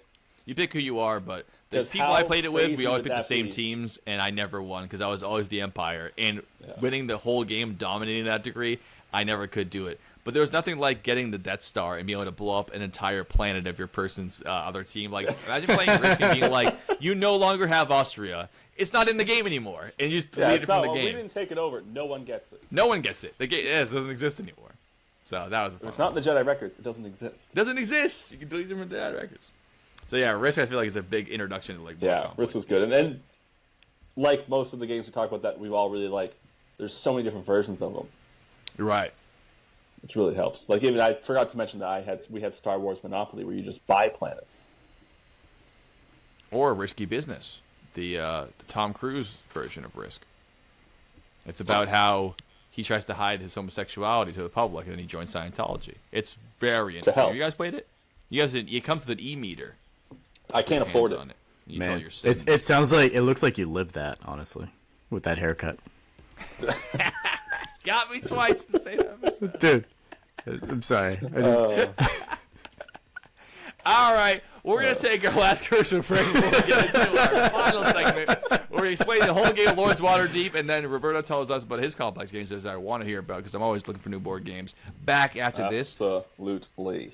Cue the flush sound. Gather around, Mike. What are we doing, bud? We're going in for the big cheese, but it's every mouse for himself, so don't get caught. Mousetrap! It's a zany action, a crazy contraption. The fun is catching, it's Mousetrap. The game's Mousetrap. Build a contraption to trap the other mice, but don't get caught yourself. Turn the crank, use the boot. Suddenly, we're down the chute. Move the hand, the marble drop, the die, the flip. We just can't stop. It's a zany action, a crazy contraption. The fun is catching. It's toilet. Wanna bite? It's Mousetrap. No, I think it's definitely been on episodes before. There's no way we've never recorded us. Okay. Of course. Dom, why don't you bring us back? Now that we are we're back here talking about board games, and we've talked about the highs and the lows and the easy, and now we're getting into the more hard games, complex. Yes, the ones that people don't want to learn if they don't like board games. You go, it's a little complicated, and they go, I'm out. And for some reason, people always want to play it at like 11 o'clock at night. It's like, yeah, not the time to learn. I'm not going to remember anything you tell me. Next time we play, I'm going to say I've never played it before. You're going to argue and say, yes, you did that time when you were drunk. That means I never played it. But Roberto, you must have gone through this explaining new games to people. You're like, I get at first you might not get it, but like just work with me, play for a little while, and then like 10 minutes in, like, oh my god, I don't get it. It's like, okay, we'll have fun. They don't want to do it. It's a little complicated. Have you gone through that before? And remember, it's always respect, discipline. So it's always so they know exactly what I'm talking about in about 10 minutes. So it's yes, you will know this by the time I'm done. Yeah, I have been that person complaining many times. So have I. But the more I play board games, the less I do that, because I go, like, I'm just going to have faith in the person who's played it. Yeah. They're going to explain it well. And if it is complicated, they'll walk me through it. But some people who aren't into board games will be like, oh, I can't be bothered. It's like, well, I guess you don't want to play. But you will enjoy it if you really get into it. As you and Dom know, when you play those complex games and you're really into it, it's so much more rewarding and fun because the layers to it than just playing Monopoly or whatever. It's not even close. I have a question for you both. Before we get into the complex, and I don't want to take over the podcast, but please. What was the first game you both played that didn't involve dice? Candyland. Guess who's in your mouth? Well, back as a newer game, because Monopoly, you roll some dice and you go around the board, right? You just go around and around the board and around the board. Well, I guess if I were to reframe the question. The most interesting game, the first game you played that was interesting to you, that didn't involve going around the board and have dice. Because even Trouble, you pop the game, you go around and around the board. Yeah. Mine would probably be, if we're sticking on the card games, if it's not just Kings and Queens, can be a board game. I'm going to go with Skip Bow. Oh, yes. I remember that was one of the games where I was like, I don't know. And the first time we played it, I was like, all right, bring this every time you come over now. I like this game a lot. This is really fun. Yeah. And it was kind of like, it was refreshing to not be going around a board. Yeah. I would say chess. Fair. Nerd. He saw the Queen's Gambit and it was like, you know what? 2020, I'm gonna get into chess. It's good. I got the red beard. It's fine. You're speaking of one of the top chess talents in Hudson in the year 2003. Okay, we beat Maynard in the Intertown Championship. I'll have you know. I was 2-0-1. Okay, it was a stalemate. So I don't want to hear from you. I just found out. and yes, during 2020, I'm not good at chess, but I've been playing it for a long time. So after Queen's Gambit came out, yes, Joe and I did. We did get back call each other on Zoom and play chess.com live and talk to each other at the same time. That was one of the better things about having Jeff as a roommate, though, that like at least once a week we could be like, all right, want to play chess, and you just have an immediate person to play chess with in the room, which it's fun playing chess online, but nothing beats sitting down at the table and actually, You ever tried doing it? You're losing something, not being able to look at somebody and just done. Yeah. I don't know. Chess is fun. Yeah, I mean, I wouldn't say fun, but yeah, it's a game. It's a classic. It's a stone cold I'm terrible classic. at it. You're not that bad at it. You're bad versus people who are good at it. It's like that little that middle ground. You're right. Well, when I find terrible at it, bad or enough you're to a be at my master, level, and all in the let me middle, know. it's like you're floating around. It's like being good at anything, like being good at a sport. Yeah. If you can hit a shot in basketball, it's a 10,000 hours. Good enough to play the game, and then you're good enough to think that you're good. It's like, what's that the bell curve called? Where it's like bell curve? Not Myers-Briggs, something like that though, where it's like when you first start learning something, you think you're bad at it. Then you start to learn a little bit, you think you're the best, and then you learn a lot, and you know that you're not shit. That's like chess, or it's like masturbating. Yeah. When you get to when you do 10,000 hours, you finally realize that you're not shit. Always chasing that first nut. You're just like, Yeah, chasing the dragon. Absolutely. Hard to forget that. But so yeah, I mean, perfect segue. What's your favorite complex game? That is a complex game. So the game of getting that nut off in this day and age. How many tabs do you have open when you first played your complex game? 13. Unlucky. Amateur. It was a really old iPod Touch. It was at capacity. iPod Touch. Yes, it was. Yes, it was. For so many kids, that was their first tool to touch. To touch. You'll get your hands around it. You're not allowed to use a computer because you might look at porn. Okay, I'll just use my iPod to listen to music and hook up the Wi-Fi and try to scroll through this pixelated shit. My God, see, there's the gap because I'm about like 6 years older than both of you, and I did not have that at all. I was like, I was on Kaza and like downloading stuff at 56 kilobytes. Just like, okay, hopefully my parents don't hear this shit, and here we go. I was just on stills, on pirated stills that gave my computer viruses. That will do you.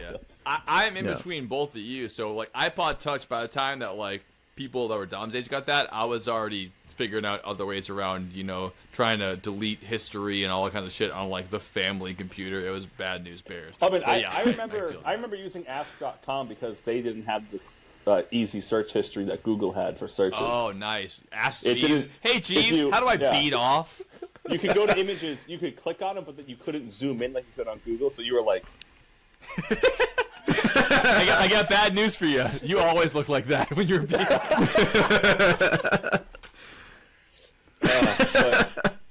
just slightly shaking your cheek. It's a family podcast, guys. Come on, let's get back to the board games. Yeah, let's keep it clean. Let's clean it up, guys. Come on, I worked hard on this fucking thing. We're gonna lose our Pepsi sponsorship if we keep talking about masturbating. Oh, Jesus. All right, so also, Dom definitely. No, go ahead. Go ahead. I was saying, Dom definitely asked Jeeves, "Can you please show me boobies?" With like 3 O's. I went to bigboobs.com. Let's use the URL. And when I got caught, my mom went, "So Dom, have you ever heard of this website called bigboobs.com?" I've talked about this many times. My mom always just figures it out and finds the right time to be like, "I'm gonna be as snarky as possible right now, and maybe you won't do it again." Yeah, to really settle down to you. I was just going to say, I like to call it amateur baiting because I can't really master it, but I'm going to get there one day. Easy to learn, impossible to master. You think the 10,000 hours thing would work out, but for that, not the case. That one might be 100,000. I must have put in the 10,000 by now. I mean, I'm 31 years old, man.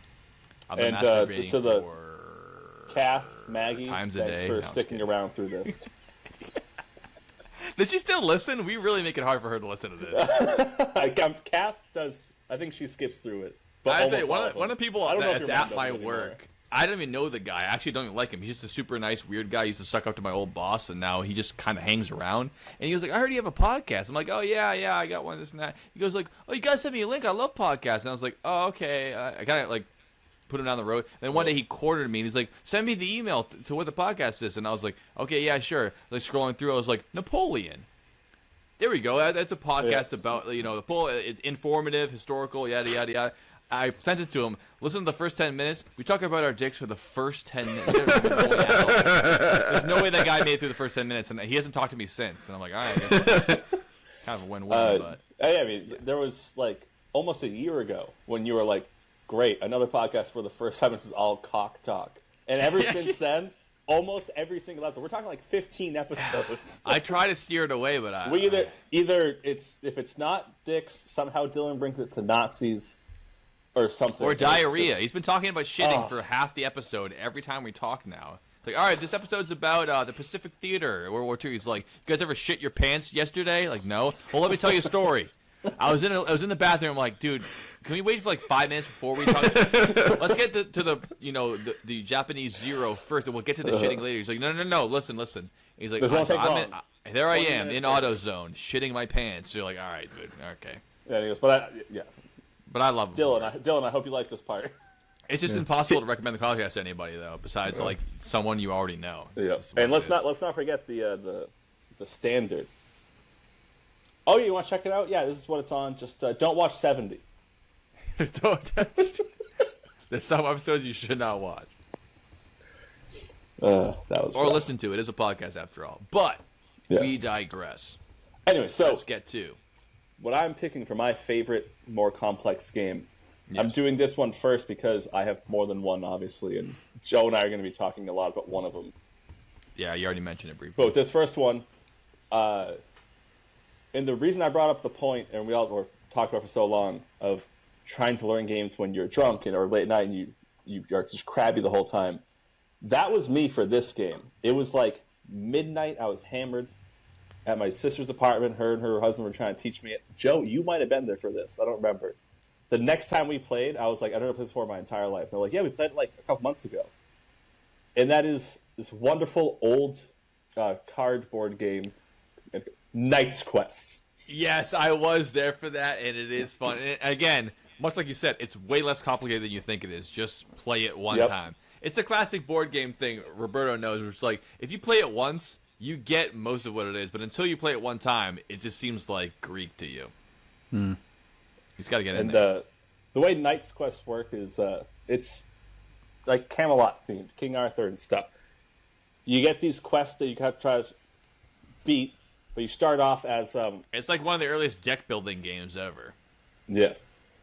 And so you get the quest, and it's like, there's 3 stages. So you're pretty much always, there's not a dealer that you're playing against, but everyone has a point where you're playing just like against the deck, I guess you could say. And sorry, no, that's not true. See, I learned when I was drunk. You're playing against each other, but you're accomplishing certain quests. When it's your turn to play a quest, you pick what are the 3 stages of it. So it's like different monsters or enemies you have to fight, or like special effects. And you put a face down, and when you're trying to complete the quest, you just have to do your best to be like, all right, well, I don't want to waste my guy with 20 attack points first. I put the 5 there. And you build it up, because it usually gets harder as you go. Yeah. If you lose just one stage, you don't get the quest. And those cards are gone at the end of the quest. And you start off as a knight, and you're trying to work your way up to champion. I think you start as a squire. Yes, you're right. Squire, knight, grand champion, I believe, is the last one. And you collect these little shields as you win. I love the artwork too. It's like from was it in the 80s? It's like old, like painted kind of cards. Yeah, it's old. It's old medieval thing. There's like you can attach Excalibur to your OP Green Knight or something. It's great. It's a great game. It's fun. What about you, Roberto? That was a hard stop. Okay, thought there was more to that. You're just like, done. Beer. Cool. Podcast, so you know he's done. All right. Do. Commercial break. That's the beginning. That's the beginning of the podcast. Now we just edit the beginning. I mean, how I can go from. So I have this game up to my right shoulder, Anachrony, which is one of the hardest or heaviest games I've ever played, to Too Many Bones, and that's just another super heavy game, but that's an RPG dice builder game. I'm half hard right now, but keep talking. Where do you want me to land on this complex games? Why don't we start with one to pick, and we'll talk about that one, and we'll keep rolling from there. Because you said rolling, I'm gonna go with Dice Throne. Dice Throne is a game where you have 1v1 battles. Well, let me ask you before we keep going. Is it throne or is it throne? It's like a king. Well, like it's a double entendre. It's a double entendre. Yeah. I like that. You named it well. Yeah, because you're throwing dice to gain the throne. Yeah. So you have your player board, and there's 1, 2, 3, 4, maybe 6 or 7 different powers, and it's essentially murder Yahtzee. So you have the best of 3 rolls, and depending on your roll, you can activate different powers. But on top of everything else, you have different cards where you can upgrade your abilities to attack and defend. And it's just a back and forth from I think 50 life all the way to 0, and it's such a well balanced game. You don't have like troops or anything. It's just you against the other players. It's you versus the other player. That's cool. Yeah. So and then they just did a Marvel variant too. You pick a character, or you develop. Oh yeah, the whole leaf has your abilities, but as soon as you get cards in the beginning of the game, and you can use your it's like combat power, which is your currency. Use that to either place cards or use cards to interrupt, like in Magic the Gathering, or to do something in between rolls, and you just go back and forth until someone wins, and it's such a fucking blast. Because like, oh, do you 7 damage? Do you have regular damage? You have undefendable damage. Undefendable damage can't be defended. Regular damage can be defended. Play that again. What? So there's defendable damage. I got you. Okay, cool. Undefendable damage can't be defended against. I got that. Well, against if you have a certain card, it can be defended, but it can't be defended with a regular dice roll. Ah, so you have to have like special. Yeah. And do you hold a deck of cards, or not a deck, but your hand of cards, and you can play them as you're rolling, or those are like at certain times? Yep. So there are 3 it. different things. Yeah, it's pretty really dope. good. I think I have it somewhere. I know I have it somewhere, but it's behind me. I'm not going to grab it, but I'll show you later. Look it up on the internet, people. God. Best backdrop. Yeah, I mean, I'm looking at a about picture board of it games. right now. He has It the looks wall pretty of board games behind him. It's glorious. Nice. All right, so I do want to hear about Anachronistic, or whatever the other fucking haunted game you have up there is. But let's first talk about Lords of Waterdeep, which was my pick for favorite complex game now, because I do not have the board game knowledge or gravitas that you have in this situation, but this is one of the first games that I played that was more long form and complex. And our family is big board game family. Whenever we get together to like large events, it always devolves, I should say, into board game playing in the first 2 hours. Like, oh, I start playing games, but they're very like tertiary. It's like, okay, let's play, Pictionary. Let's play Kings in the Corner. They're a little bit more complicated than just playing Go Fish, but it's like, I don't want to get too complicated here. We're all drunk. We don't really want to learn any rules. But once you know the rules, it's a really great game. I mean, a great example is we all learned this game, Lords of Waterdeep, at a Labor Day party, and we all did the thing in the middle of the party being like, why don't we just play an easy board game? And they were like, hey, trust me, it's good. We all sat around there for like the first 10 minutes being like, oh, what? And there's this, and there's this. And we're all like, oh, I don't know about all this. I don't know if we're ready for this. After we finished the first game, we were all hooked. And now every time we're like, we we're were more asking, and more complex into playing it. Now you can't stop playing it. But you got to do that first initial run to play through the game. Dom, do you want to describe that one took me like, I think it was the third time I played it, because it was spaced out so much in between where I finally, and it was like the 4th round of the game where I just went, oh my god, how have I never realized how simple this game actually is? Yeah, there's so many like characters and words that it seems more complex than it is. Like if they just called it like all the colors and numbers, it would just be like the color number game. It's like, I got the card that goes, you need 8 white squares and you get 5 points. That would be the game, but really it's like, I need to slay the Drow Elves, and I need 20 holy points to get it. It's basically the same thing, but like that's what the game is, and it kind of develops just enough to throw you off when you're not used to it. Similar to that one. Basically, you're each your own individual character. I've only won it one time, and I was on a team when I won it. It's because you can do teams too. But basically, you're trying to do the same thing where you get quests. The quests are just cards that say you need this many cubes to complete the quest. Once it's your turn, you can cash that in, basically paying for the quest. But you only have so many quests in your hand at a time, and every turn. And you're not rolling a die or anything. No, it's no, just no. turn based. Every turn you pick where you want to put your. The board is this town of Waterdeep, and every building has. It's like a worker placement, right? You have a dude, and you go. Yeah, and exactly. You do something. Yeah. You pick each turn where you're going to put your workers, and as the game goes on, you gain more or of them. Meeple. Not that many. Yeah, Meeple. It's a Meeple. Placement. Yep.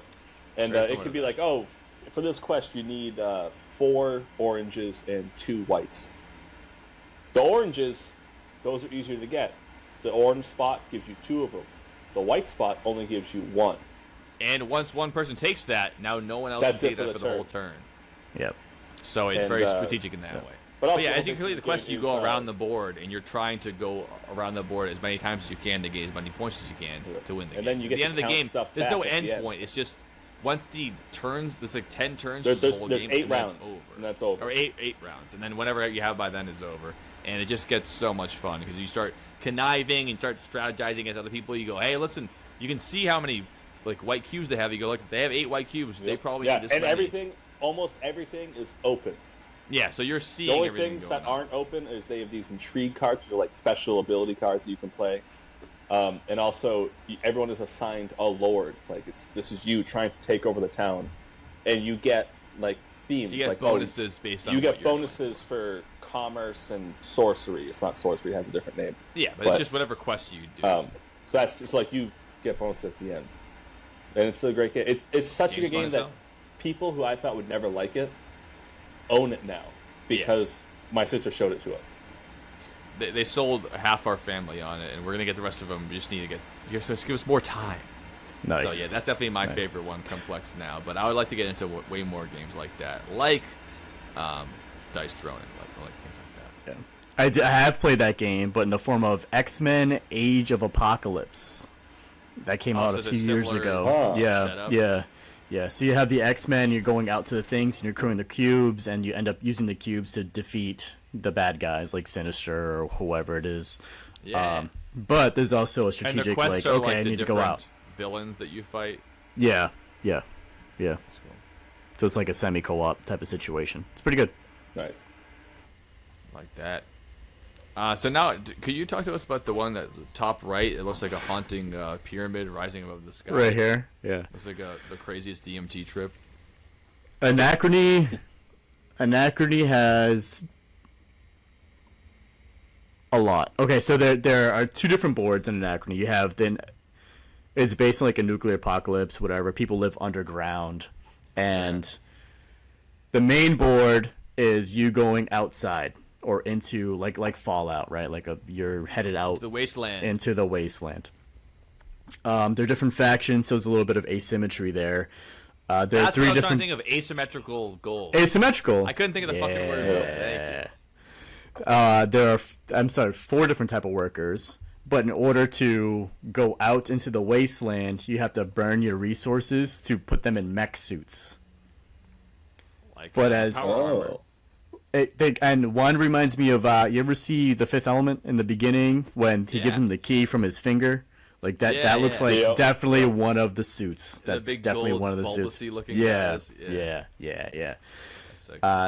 So you can either choose in the beginning, you go out into the wasteland, and you can build your underground city with all the things that you can if you want to, but there's also time travel involved. Holy so you shit, can now we're getting complicated. Yeah, now we're getting complicated. Now, so you can give your stuff now, but eventually in the future, because I think it's like 10 rounds, eventually as you progress through the game, you have to go back in time to repay those, because if not, then it's negative points. But also, within the time travel, there are different projects or super projects that you can fulfill in the now, but you need those resources to bring back with you in time to get those victory points in the past. Damn, so this So is like it's- the higher tier of complexity. Yeah, Where you're like now yeah. you're thinking not There's- just how there's the a game's lot, played, yeah. how the game's played outside of time and space, and then you have to bring Yeah. it back to reality. Yeah, That's fucking yeah. wild. It's a great game, but it's one of the, again, like Lords of Waterdeep. Once you get because the main board is, I think, 6 different areas. Once you get those down, the more complex part of it is the time travel aspect. Right? Yeah, you get the base I down, believe and that. it's the details that you're getting. Yeah. Yeah, Waterdeep has a expansion pack that we started playing a couple years ago where all the resources are way more available, but you get these things called corruption points. And it's basically that, like, you're doing the time travel thing where you're like, I'm paying later for what I'm taking now. So by the end of the game, I'm going to have to pay for this. But as of right now, I can hoard resources that I'll have to pay for later. But right now, I'm on top of the world. And the corruption gets ruthless because there's one character you can be given where you get bonus points for corruption at the end. and the corruption board is a separate thing, and there's 9 squares with 3 corruption on each. And as the corruption gets handed out, when the first 3 are gone, end of the game, you get -1 for each you have. By the time, you're actually fucking everybody over. If you empty the whole corruption board and all the corruption's out, everyone gets -9 points per corruption they have. And some guy who has the corruption leader guy will lose like 55 points. But don't worry, they gain 60 because it's the whole point. Is even the corruption guy, you think you're doing great, it's not going to work for you. Yeah, usually you want to be the only one being corrupt, and then you'll be fine. But yeah, similar circumstance. So that's fucking awesome. Love complex games. I think now, because we're getting late into the podcast, we should lead into the honorable mentions or board games that need to at least be mentioned on the list. We're doing a board game podcast. And I'll start mine off. We'll cross off Life. We'll cross off Clue. Got those in. And I'll put up my first... well, actually, Mousetrap. I did a little singing joke about that earlier. I crossed that one off. Mousetrap is so fun. I'll lead into... Well, yeah, I'll definitely... The game that doesn't work. That'll be a commercial. It'll be the commercial Mousetrap. But has to be mentioned, of course, not usually counted as the board games that we play, but definitely famous enough to get in there. One of my favorite ones, which is called Trivial Pursuit. It's not strategy. It's not dice. It's just, can you get these questions right? Which I love games like that because I love trivia. Because you're so smart. And enter crickets there. Just put the crickets there. You said Trivial Pursuit, and we had 0 reaction. Like, cool. All right, just put the crickets there, right there. I love Trivial Pursuit. The difficult part about Trivial Pursuit is that it's a board game, right? So you're getting it when they made it. So if you have one from 1985 and all the questions about Reagan's cabinet, I'm fucking up. I'm not winning that. You're not winning that. Yeah. None of us here are winning that at all. I don't know, but if it's like a cell phone game from next week, I'll probably be able to guess like the capital of Afghanistan or whatever. But my if it's favorite the My one, Little Pony edition, he's gonna get every single question no matter what. Oh, well, It's a dinosaur fossil edition from an like. I think I do okay. I knew about the iguanodon and the Diplodocus. No, but the one I had growing up, which stole my heart, which was Star Wars Trivial Pursuit. Not only was it Star Wars theme, which I already loved, all the questions were about Star Wars, and the categories were different things. The worst category I had was like how they made the movie. Because as a kid, I thought it was magic. I didn't know there's directors, producers, screenwriters. Those are those questions. But the key to it not only is that the Star Wars aesthetic, yes, yada yada yada, was the die.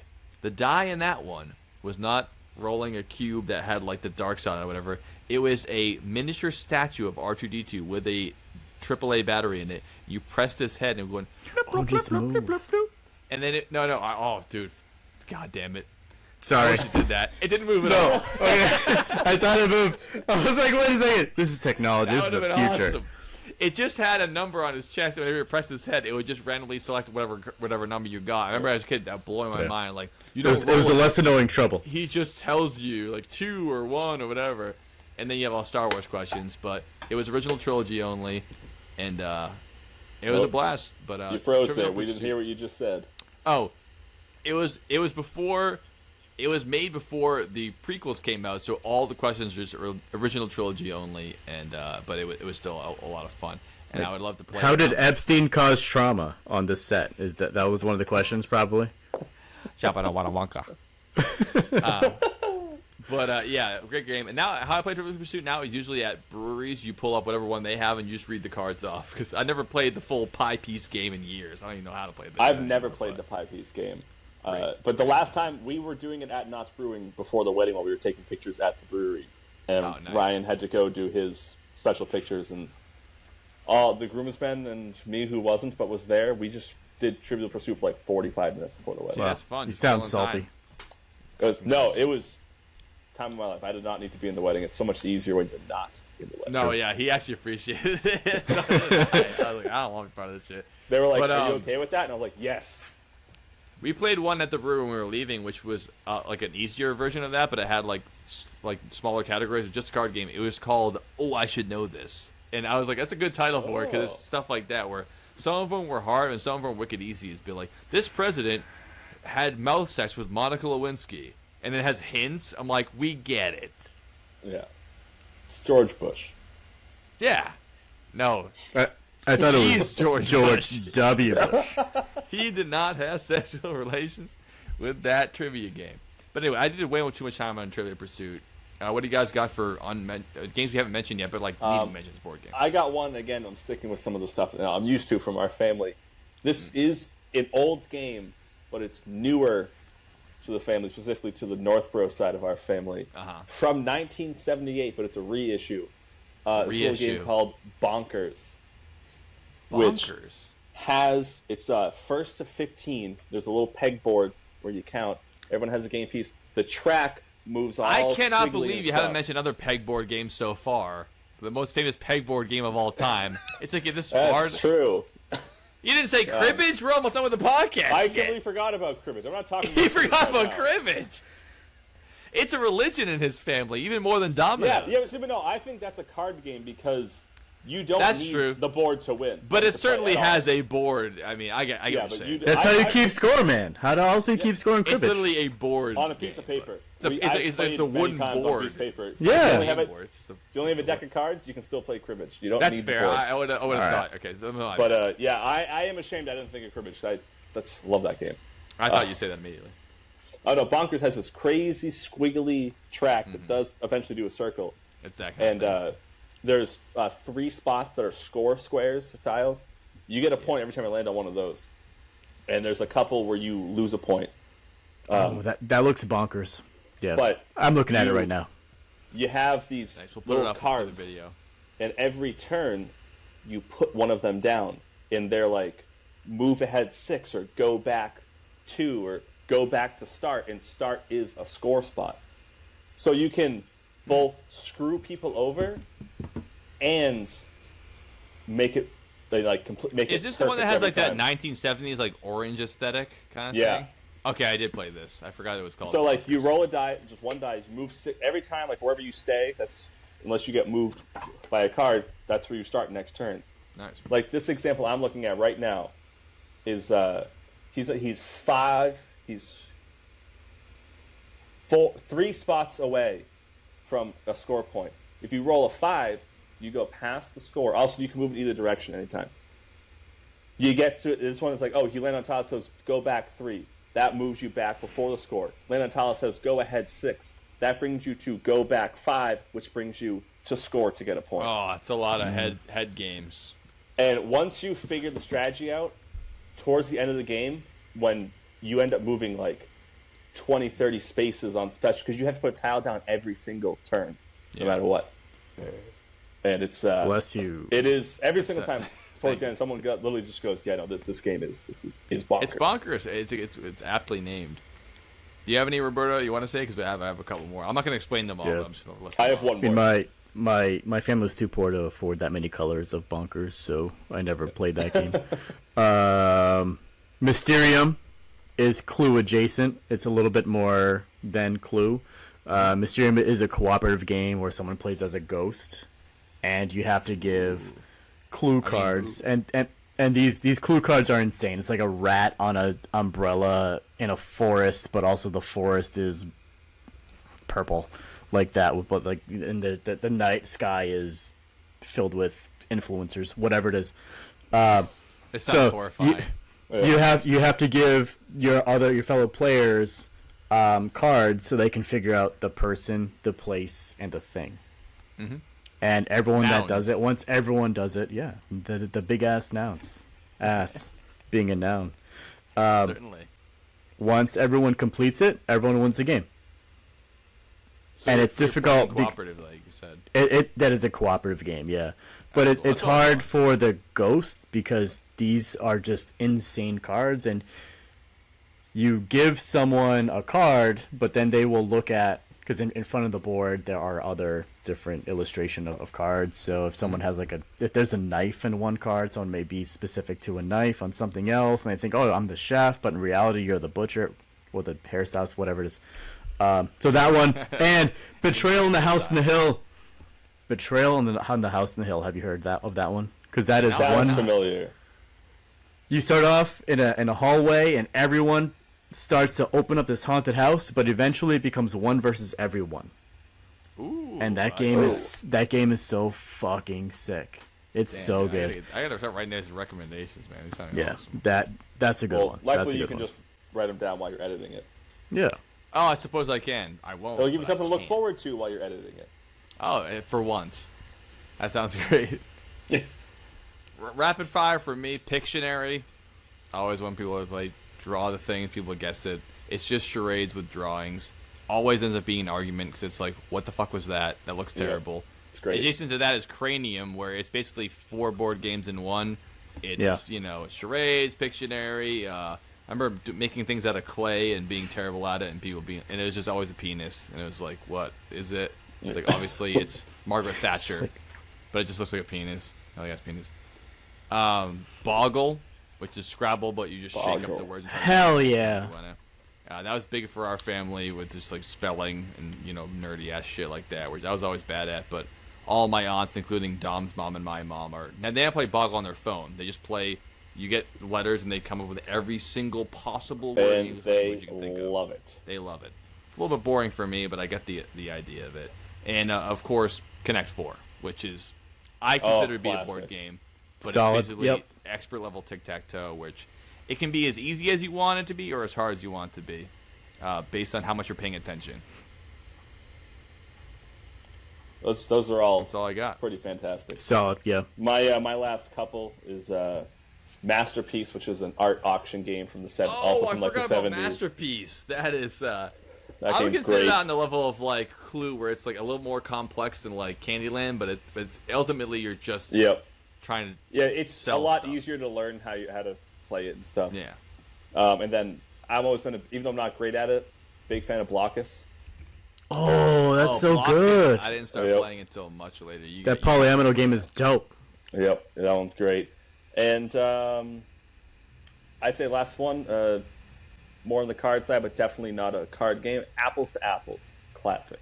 Oh yeah, which has been ripped off now by Cards and- Against Humanity, but Apples to Apples was the OG. I would be killed by my Mario side if I didn't mention Pit. Oh yes, Pit. Pit is a great game. That one took me a little bit to learn because It's like Catan, but it's just the resources and it's yelling. just a quick stock market yelling. There's no game. board It's at all. awesome. It's mayhem. Our family has rules to how to play that because we get too loud. So it's After 2 rounds, it's like, all right, silent one. If you need 2, you have to just like put your hand in. You can't talk because it's too screaming. Yeah, a little different than Happy Salmon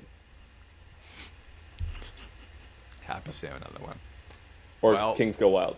I think with that, we should probably roll into our last segment, which is not final thoughts, because this is not Dylan Joe Based Podcast. This is toilet wine. So flush your toilets, pour your shots, or whatever you want to do. You want to roll something up. You want to, get your smoothie ready, whatever you need. And on the other side of this break, let's wrap this thing up for another episode of Dom. Take it away. Toilet wine. Be a winner of the game of life. Find a job. I'm a doctor. Have money, maybe. Get married. Have a baby. I got twins. Take a chance. Game of life. I win the lottery. Find romance. You can win or get stuck. I inherited a skunk farm. Be a winner of the game of life. I'm a millionaire. Be a winner of the game of life. From Milton Bradley.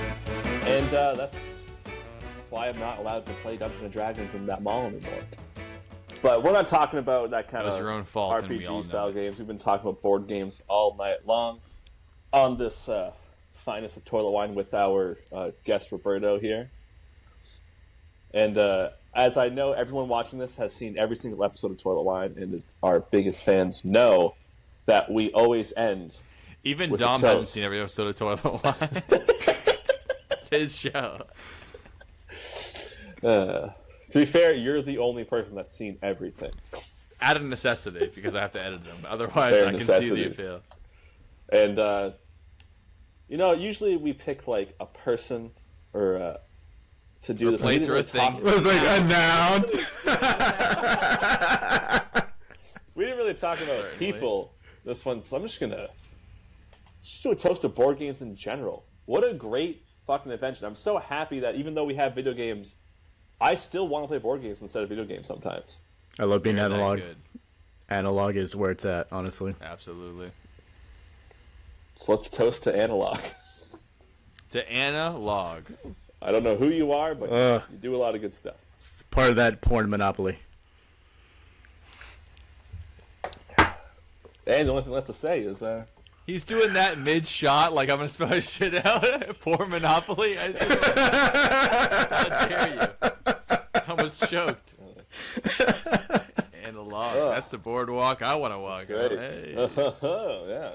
So, No, she's more Baltic Avenue, bro. She's low tier. With last name Log, get out of here.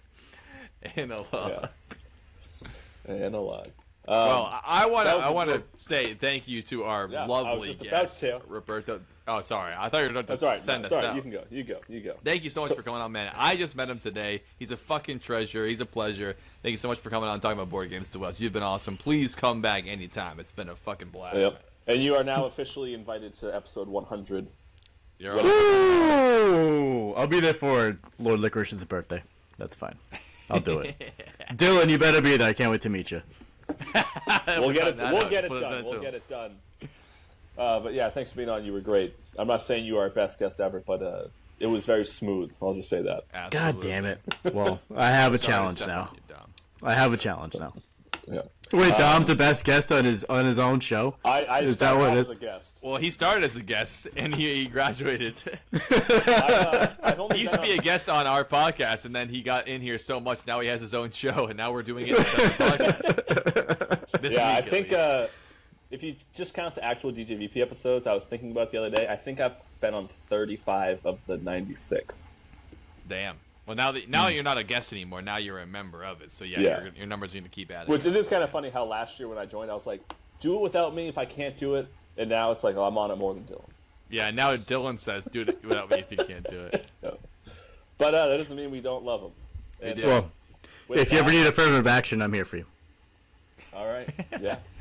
We It's have the about technology. time. Too many whiteys on this thing. So many white people. So white kids with beards. It's just it's a Almost. lot. It's basically, I mean, that is podcasting 101, but it's still, it's too much of a good thing can be a bad thing, that's for sure.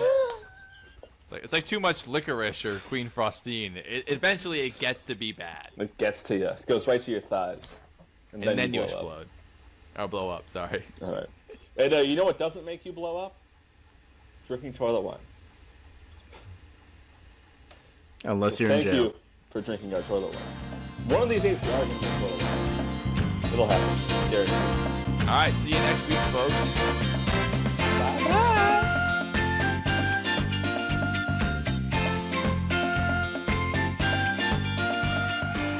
I thought here you are using the word impetus and unfeathered, and I just what a podcast type named Toilet Wine. So that just really surprised me. You don't ask your neighbors to play with you? The Oh, I mean, you could, rotating but- door of men moving in and out. Yeah, they would just call me gay again. I'm like, I don't need any of that. That's enough of that.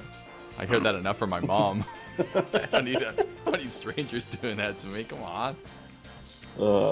Good shit. Damn. I can't believe I thought it was just the haircut.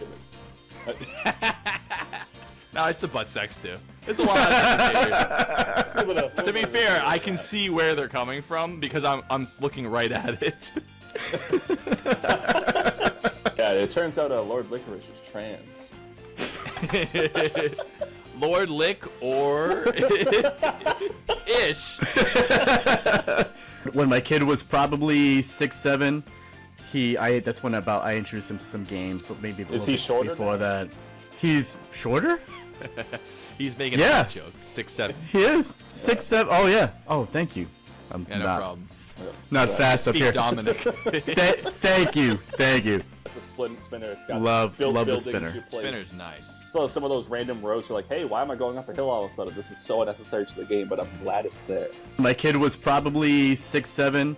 Did you oil it? Did you put like a little olive oil to Oh no, we never did that with me. fucking So spin much it a little easier. bit more? Ugh. Spin it too hard and it pops off the rail. You're just like, fuck. Perfect segue. What's your favorite complex game? That is a complex game. So my The game of getting that nut off in this day and age. My How many tabs do you have open when you first played your complex game? 13. Unlucky. Amateur.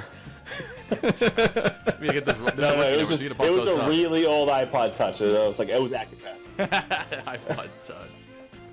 Yes, it was. Yes, it was. Queen Frostine. I'm gonna say it. Not as hot. Blip blip bloop, blip blip bloop. Okay. Ba ba ba ba ba ba. And then you know you win. The little 9-volt battery sings the song. I can't afford it. On it. You tell Man, your sins. it sounds like it looks like you lived that, honestly, with that haircut, Got me twice in the same episode. dude. It's a zany action, a crazy contraption. The fun is catching. It's toilet wine.